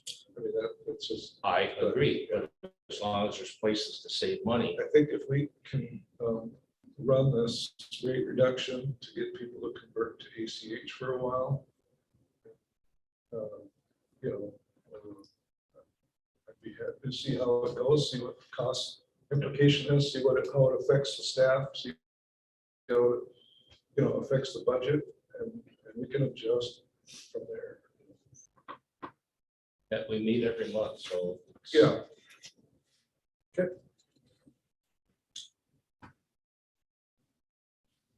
Let us move on. Donation policy, 9B. Yeah, I just wanted to get a couple of clarifications for our last month's discussion, making sure that I'm following the commission's direction. The first is in regards to light up Princeton. The commission has not taken formal action as to whether we want to donate to the Light Up Princeton effort this year like we did last year. Currently, if I remember Stephanie's flyer, if we did it at $2,500, we would be able to be declared a sponsor for one weekend. So we could do that amount. I believe last year we did 2,000, but given the discussion that we've had, I wanted to see, is this something you guys feel is within the parameters that we discussed, and we want to go ahead and do that, or not? Do we know exactly what we paid instead of guessing? Again, I remember the $2,000. Okay. But Stephanie set up a tier that was at 2,500 where you would get some marketing. Did we discuss to put this in our budget? Since it's a public, everybody has a right to get to it. We're not breaking any donation laws or anything like that. But I thought that was a very worthwhile thing to do. We can do that, but this is for this year. So we did not have that discussion last year. Put it on a posting note to make sure to add that to our budget for next year. I don't have a problem with 2,500. If that's the number, then I mean, it's something that we have to support Princeton. That's my opinion. Well, the question was, and I'm going back to our earlier conversations. Certainly things in the community we'll want to support, but handing out stipends to individuals because they did good on the coloring book thing or something like that is not appropriate. And so if we want to have a budget of $2,500 to use for donations, then so be it. But then we have to make sure that they're going to the right places. And the one that we're talking about, if we're going to support the community, then here.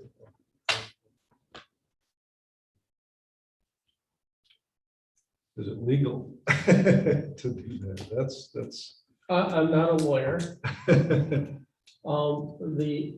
But my understanding of what the discussion was avoiding donations to a specific individual, avoiding donations to a specific group.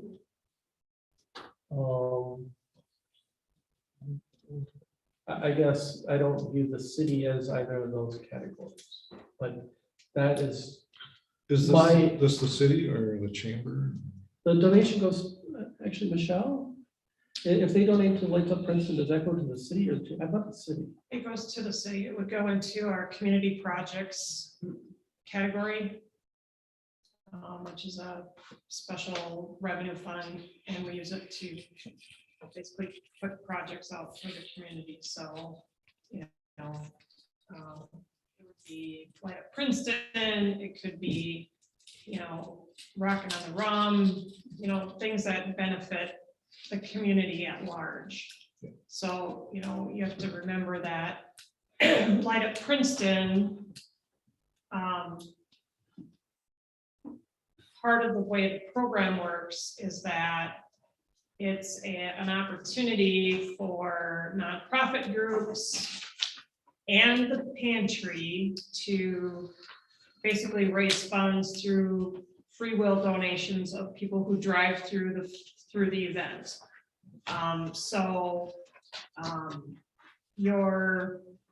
If you choose to donate, your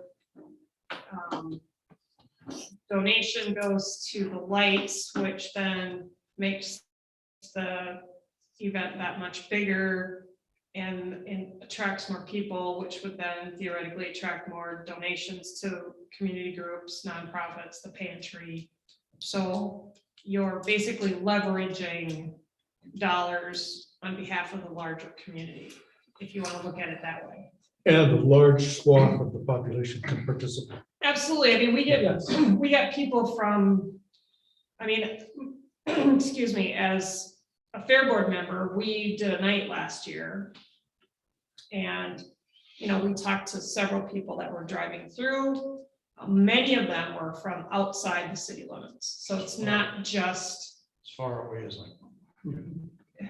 well, even farther than that. Way out there. But, you know, so it's city residents, it's outside city residents. There were people that, you know, Stephanie was there multiple nights and she talked to several people who it was their third or fourth or fifth time because, you know, they went and got the grandkids one night and brought the grandkids, you know, so it became really family oriented, family time type activity. And it's local, you're not driving to Minneapolis or wherever. I mean, yeah, you can still drive to Bentleyville and pay whatever it is to get into Bentleyville.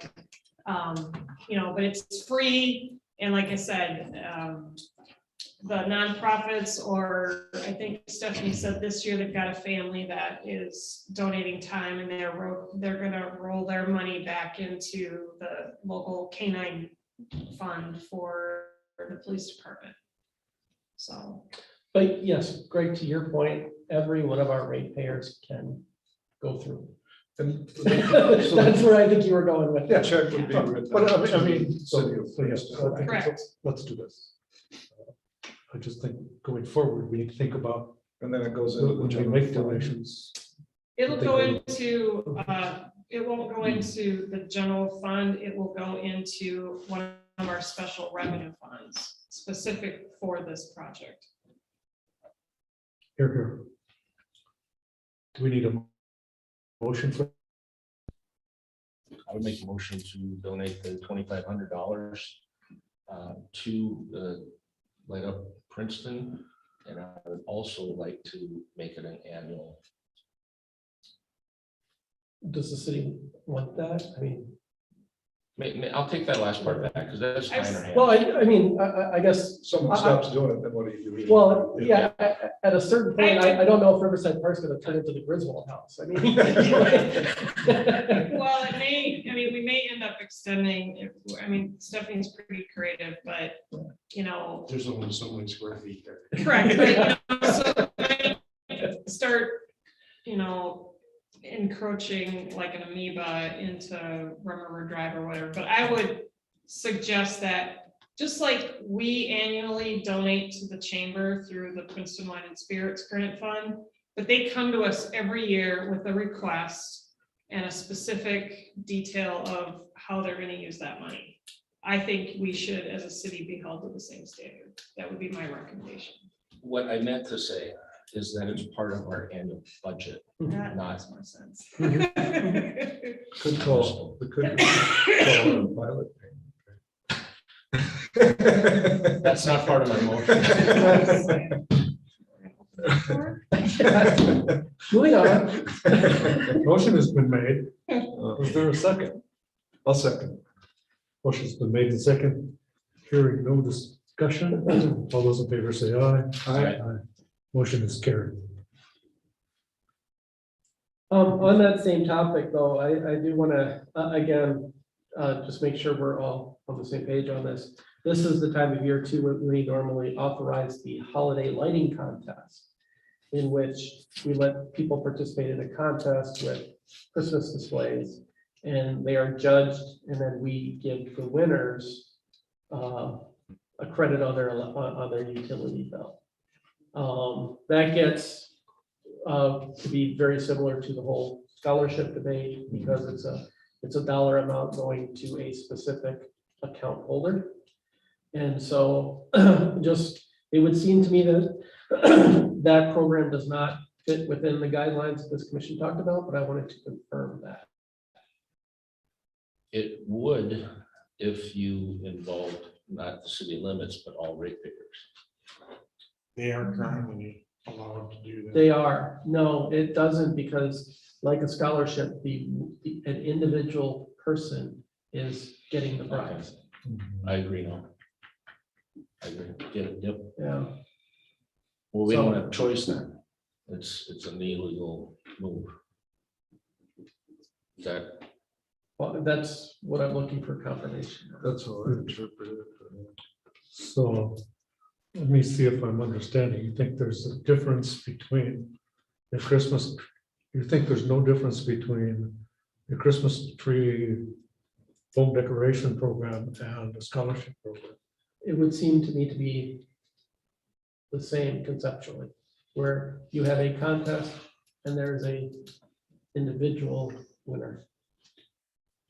Well, I think the Christmas tree or Christmas decoration program is a community beautification program, and we should support that.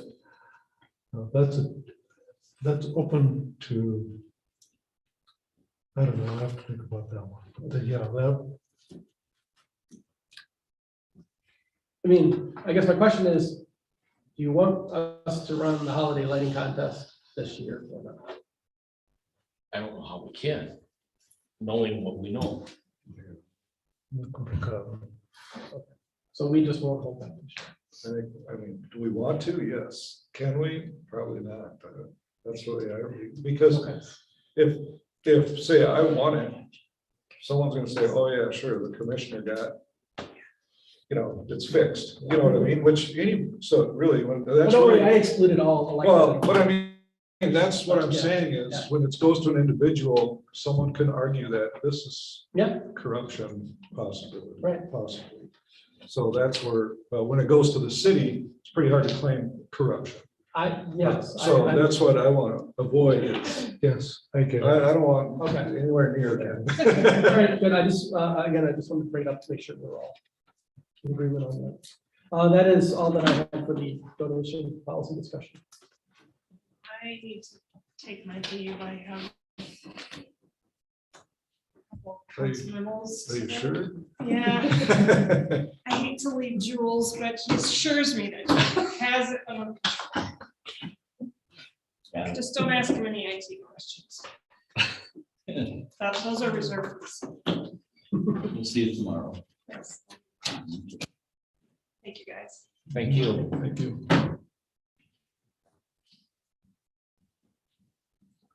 So we are on to 8C.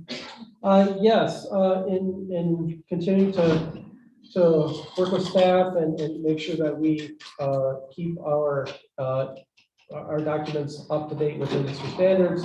We did review the employee handbook. There were a couple areas where we thought made sense to update to match industry standards. Those are part of memorandum 21-32.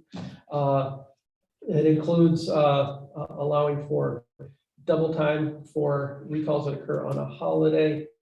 Some clarification, just so the water treatment plant checks are accounted for appropriately within the handbook.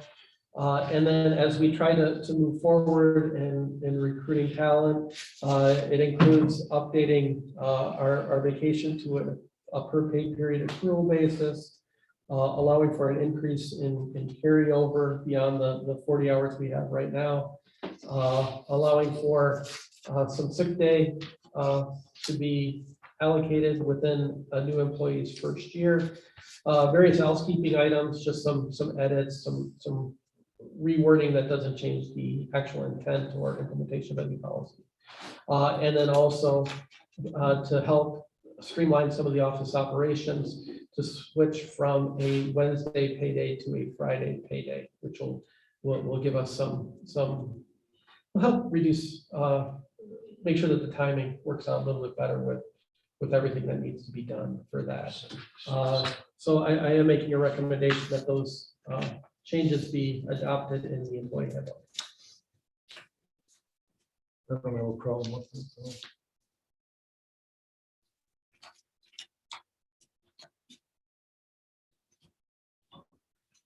How do these recommended changes compare to what the city offers their employees?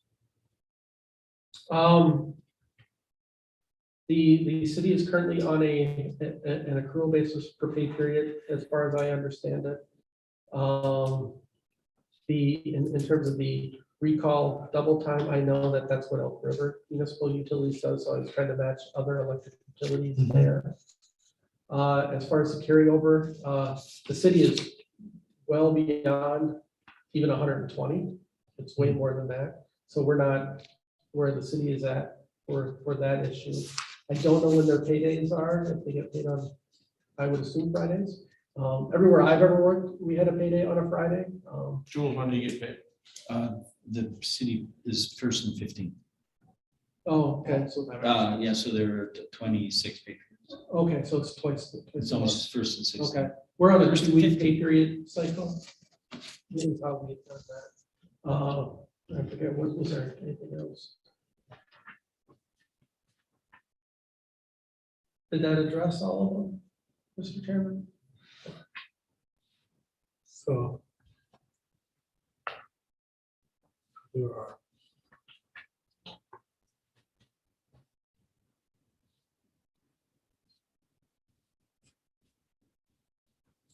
specifically, I was thinking of, the proposed carryovers on vacation days, sick days. The payday suggestion, moving to Friday up. I think that's kind of a no-brainer. But I was just concerned that this is a significant change in vacation, for example, just to take one chunk. It is only the accrual. It is, Sorry? I did not change, the vacation amounts have not changed. It is just accruing it on a per pay period basis Right. instead of an annual basis. So right now, a new employee has to work for a full year before they get any vacation. That hurts us in trying to recruit talent. Right. I want to, again, just from my own personal history, I work places where you accrue it on a per pay period basis, Right. which then eliminates anybody trying to manipulate. Right. Not that, we have a wonderful staff here. I'm not worried about anybody here, but the more that you can just kind of not make it so lumpy, I think is a good strategy. And I've checked with some other employers as well. And yes. Accrual. I don't know, Dan, what you guys do. But there are a couple other companies that I talk to in town that they use it basically so many minutes per hour or something. They calculate different ways, but they basically calculate for every hour of work, it's so much vacation time. And so that it can be used at whatever period, you don't have to wait for a year. Yeah, as you are. I think moving forward with that is right in line with where we need to be.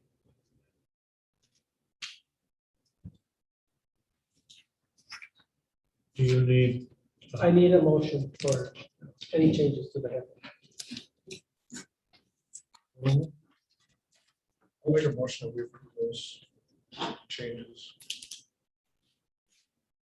Second? Motion has been made and seconded. Any questions in the discussion? No, hearing none. All those in favor say aye. Aye. Aye. Motion is carried. How many vacation days do you get? Huh? How many vacation days do you get? I don't, I'm a. 100%. Every There's day always is something. Saturday. Every day is a vacation. As a sheriff either, I never got any benefits, I was just elected. Well, I'll get.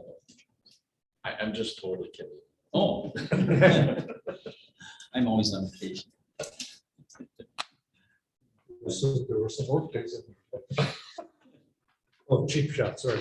Yeah, so Okay, moving on. New business. Mr. Butcher. So per kind of our general process, we always try to put out some preliminary budget numbers in October, give the commission time to review, ask questions, discuss in November, continue to review, ask questions, and then adopt a budget at the December work session. So what I put together is kind of that first step. I included in memo 21-33, just our year-to-date in terms of revenues and expenses for electric and water, so you can see where we're at there. As we go into 2022, we've identified a couple of what I call just our large projects, just things that we'll be looking at that are a significant impact. Per our annual roof inspection reports, roof 1 and 2, which is over the office building, are at the end of their life. And McDowell is recommending a roof replacement next year. Their estimate was for $70,000 for that work. As we continue to upgrade and modernize our IT system, we are slated to do a network server upgrade, which I did include in the budget for $10,000.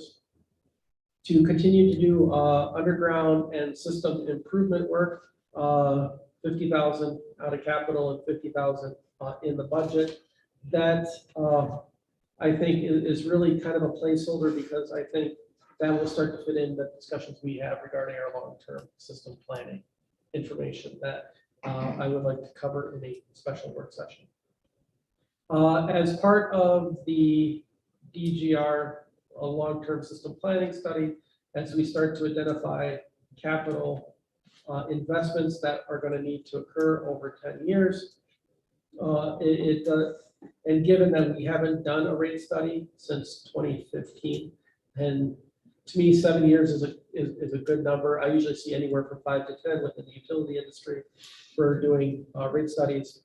I think it would, the next step as we move forward in making sure that our system is reliable and provides a good service, we should look at those rate structures next year. So I included 30,000 in for a rate study, which would be electric and water at the same time. So that's where we would really get into a whole bunch of revenues versus expenses versus where you want your cash reserves to be, your CIF, and start doing some projections kind of over the midterm is where that happens. So that in order to take advantage of the long-term planning study that we're working on and being able to implement it, that rate study is that very important next step as we move forward. To continue with the water AMI conversion, again, budgeting 150,000 for that. As I mentioned earlier, the wellhead plan implementation project is going to get extended, and we need to hire a consultant to do the contaminant study. Latest numbers from Minnesota Rural Water Association and NPH is I should budget $20,000 for that contract work. And then to continue on making sure that we get in an equipment replacement cycle, the number 16 truck is next on the list for replacement. As Jeremy tells me, that's what we call Katrina. because that's where we think it came from. So, it's, There's stuff rusted on that truck that I've never seen rusted. Might have been floating at one point, though. yeah. We gotta be joking, we're pulling starfish and seahorses out of it. So we do have a truck replacement in the proposed budget for next year as well. As you move forward, you'll see these are the standard reports I gave last year. I did add in on the section, because I wrestle with this because revenues for a utility are, it's kind of a black art. Trying to figure out what the weather is going to be like, what the economic conditions are going to be like. What I did is I kind of went through, did my best guess, which is the average. But then on the revenue side, I did kind of do a low and a high so that you could kind of see the range that I'm thinking we're going to be in. So splitting off the revenues for residential and small commercial, large general. The low side is kind of assuming just keeping this year going forward constant. The average is assuming some load growth, because keep in mind, hopefully something ship comes in, hopefully, these apartments get done, the business park comes in, so there would be some load growth. And high would be, basically, I said, we just kind of returned to 2018 revenues, because that was our highest revenues in quite a few years. Just, again, kind of trying to put some balance around it. And then that, on the expenses side, you'll see that nothing really changes except for the production plan. And the reason the production plan changes is because if we assume more sales, we got to assume that our simple bill is going to be higher. So those things track. But otherwise, you're looking at a balance between revenues and expenses and everything else, kind of in that 58K to 145K range. On the water side, again, the same thing. I kind of did my best guess, which is the average, kind of putting some bounds around it, because I know whatever number I pick is going to be wrong, as they say. You're always going to be higher or lower than that. So coming up with a bandwidth is always helpful in revenue projections for utilities. And then looking at, if you look at the balance on that, you can see that the budget for water will operate at a loss between a negative 66K and a negative 125K. Again, that's because we're spending $150,000 on the AMI, and that's coming out of our cash reserve. So that gets included as a capital expenditure in this table. Again, this is the initial proposal. This is the time of year when we do that. It's meant for the commission to review. If you have some questions now, I can try to answer those. Otherwise, I am more than happy to answer stuff as you think about it. We can have a more in-depth discussion either at the November meeting. We have in the past had work sessions on the budget as well, which we can do again this year. It's really up to the commission's discretion at that point. But we do want to strive to have a budget approved at the December meeting so that we can go into 2022. So really what we're going to, we're trying to put this together in my head. So the November meeting, the board meeting, will be an approval of the budget proposal. No, it is just meant to be a discussion.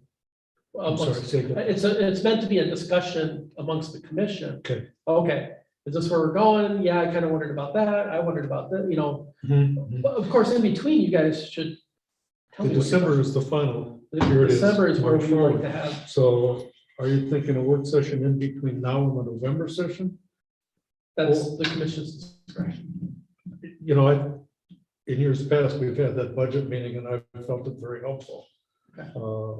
Fill in details so that when we're discussing it at the meeting, we've got a better handle on all those numbers and what they. So I'd like to suggest one as far as calendar dates. Commission meets on the 24th.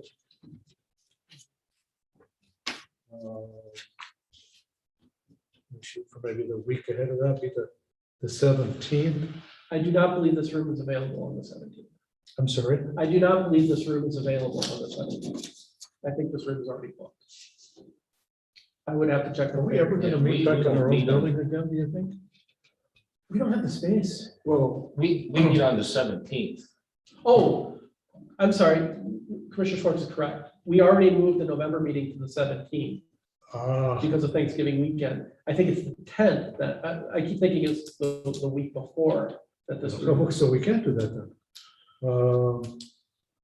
The 10th?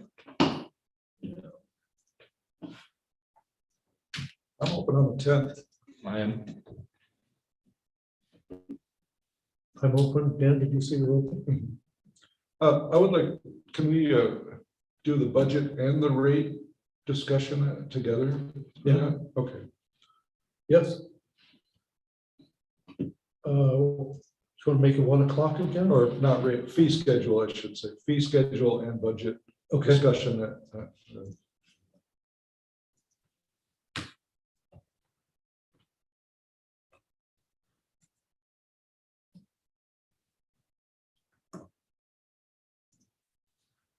we'll do 1 o'clock. That's fine.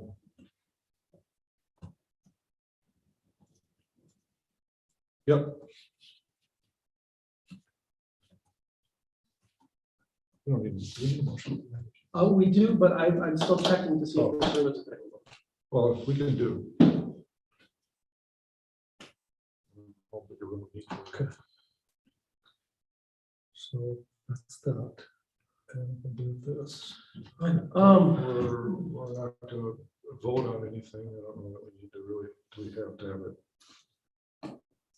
on YouTube or whatever? It looks like maybe the room is available. I'll have to check with Barry for the 10th. I think you still have to publicize the meeting. Well, yeah, but I mean, do we have to have this whole setup, you know? The 10th is my normal SIMPA meeting, so does the commission want me to skip the SIMPA meeting? I think it's important we take care of our business. Ninth? Oh, the 10th.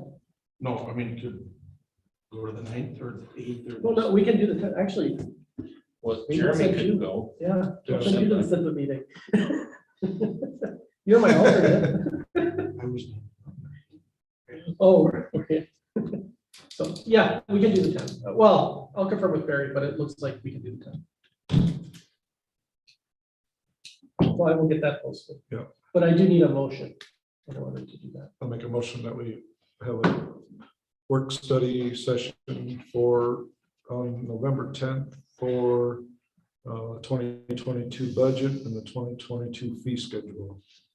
Okay, this has been made, Second. seconded. Any discussion? Hearing none, all those in favor say aye. Aye. Aye. Motion is carried.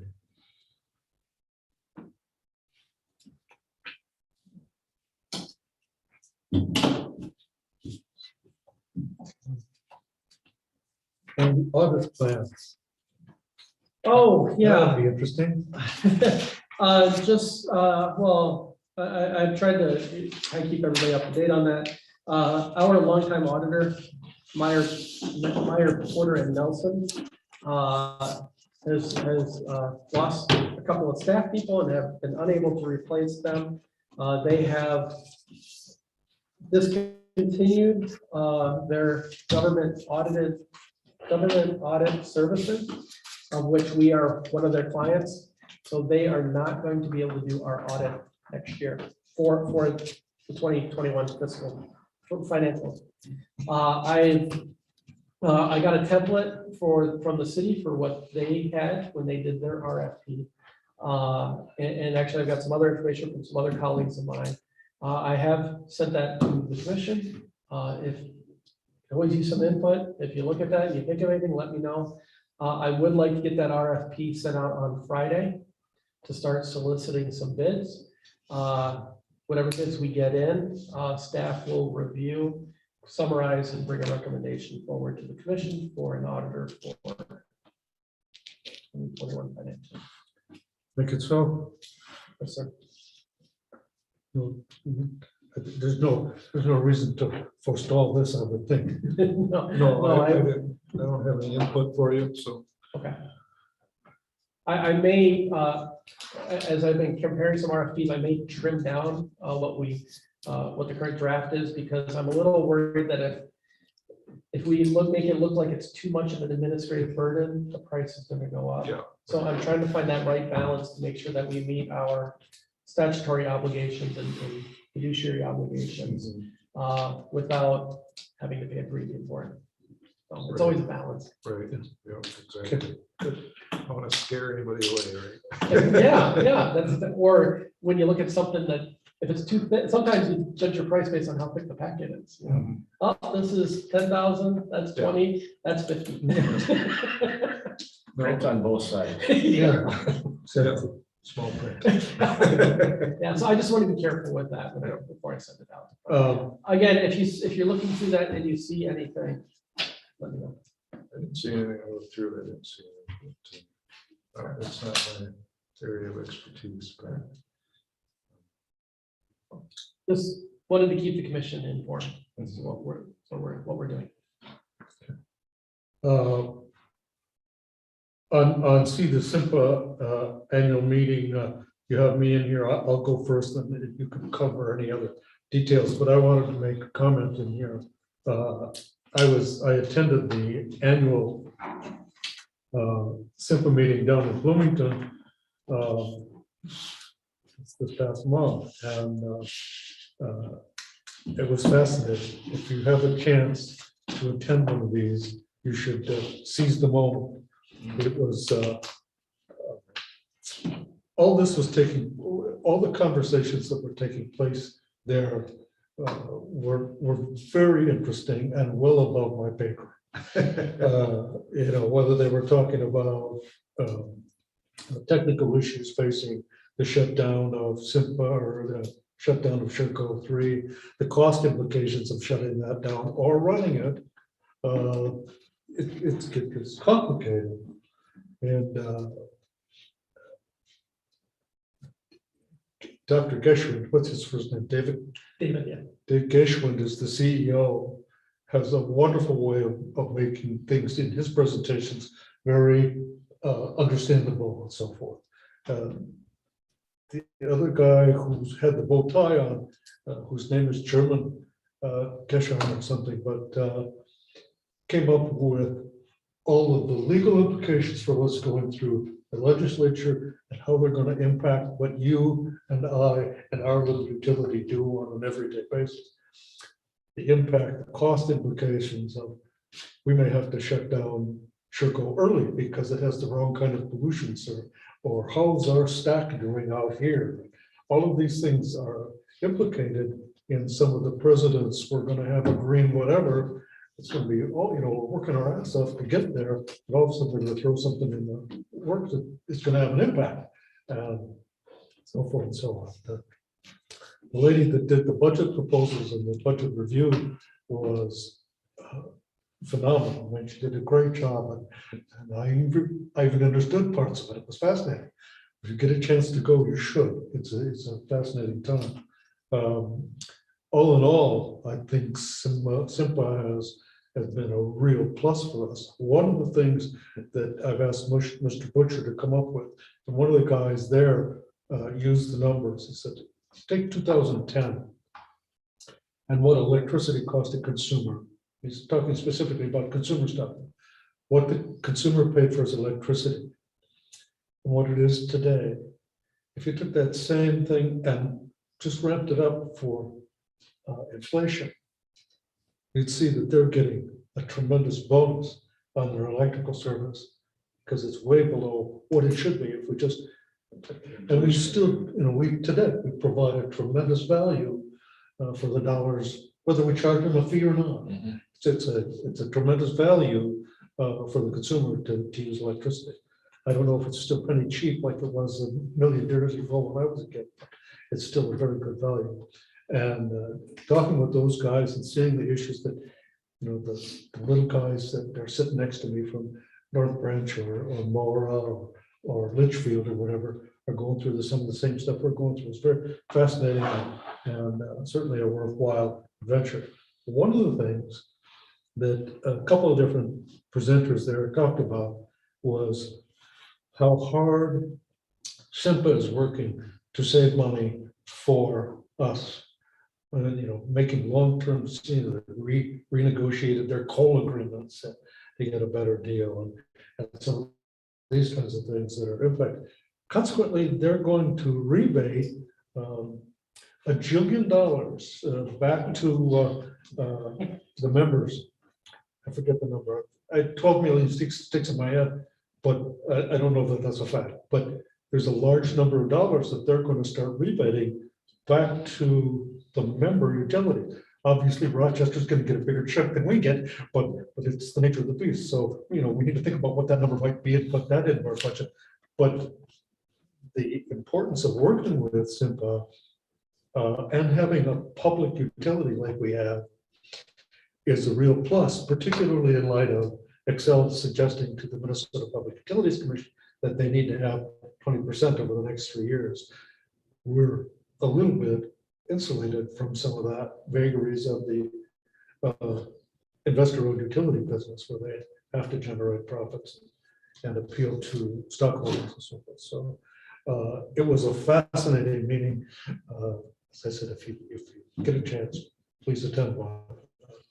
I won't take my spot next year. One of you guys can go. That'd be, I think, fascinating for you to meet those people because there's some good guys there and gals, and a lot of very interesting things going on that we don't get a chance to see on a day-to-day basis. But I left the meeting with a very positive sense of being members of SIMPA and a more positive sense about what we, as a little commission here in Princeton, do that make a difference in the lives of our community. So that's my 2 cents. So you can fill all the huge blanks that are in there. But it was a good meeting. I think you covered it all very well. Oh, thank you for the report. It was fascinating. You were getting pumped up all over again. Yeah. Well, It sounds, Yeah, sounds I exciting. really did. I came away from that feeling like, we're doing good things. We're in the right group, We're on the right? right path. Yeah. And, we've got good people backing us up. There's Dave Geschwind is the CEO, and just as easy to go up and talk to him as anybody out there. Just very welcoming group, and I think given the financial stability that they've been able to provide, the way they're buying, the way that they've invested in stuff going forward, we're on the right track. And everybody's got their own. I'm sure the Great River people would like to toot their own horn as well. But I think for us, this has been a good match. And so it gives us the ability to go forward and do budgets, feeling pretty confident that we're going to be able to do in 2022, 2023, the things that we need to do for this community. Regardless of the little things that we have to solve, the overall picture is that we're doing a good job. We have done a good job.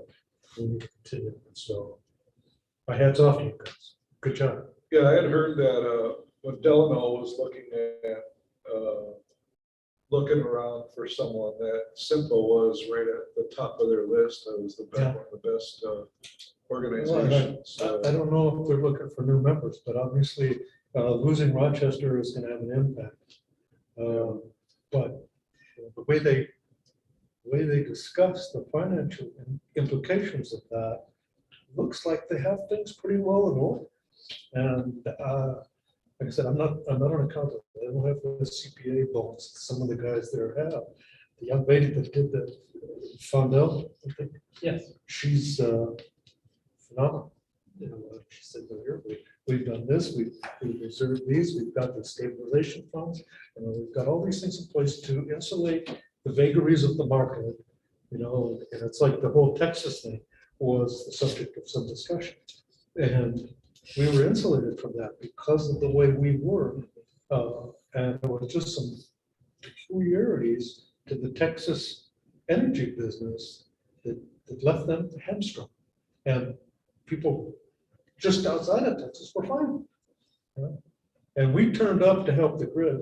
MISO, the Midwest Interoperability, whatever MISO stands for, called on us, and we were able to chip in, so the grid survived well. People that are on natural gas are probably felt the pinch. But, you know, we've got a lot of stuff going on. You know, we've got solar stuff going on, the wind stuff going on, coal plant going on. We got people in SIPA that are gas generators. We've even got somebody that's, I can't remember who it is, but there's one of the towns of southern Minnesota that's got a water well that they're generating electricity in that way. So fascinating. It was a fascinating time. So, like I said, if you have questions, I probably can answer, but I know who can. So it's quick. Okay. Anything else? In that case, I would entertain a motion for adjournment. So So moved. Motion seconded, motion made, seconded. All those in favor say aye. Aye. Motion is carried.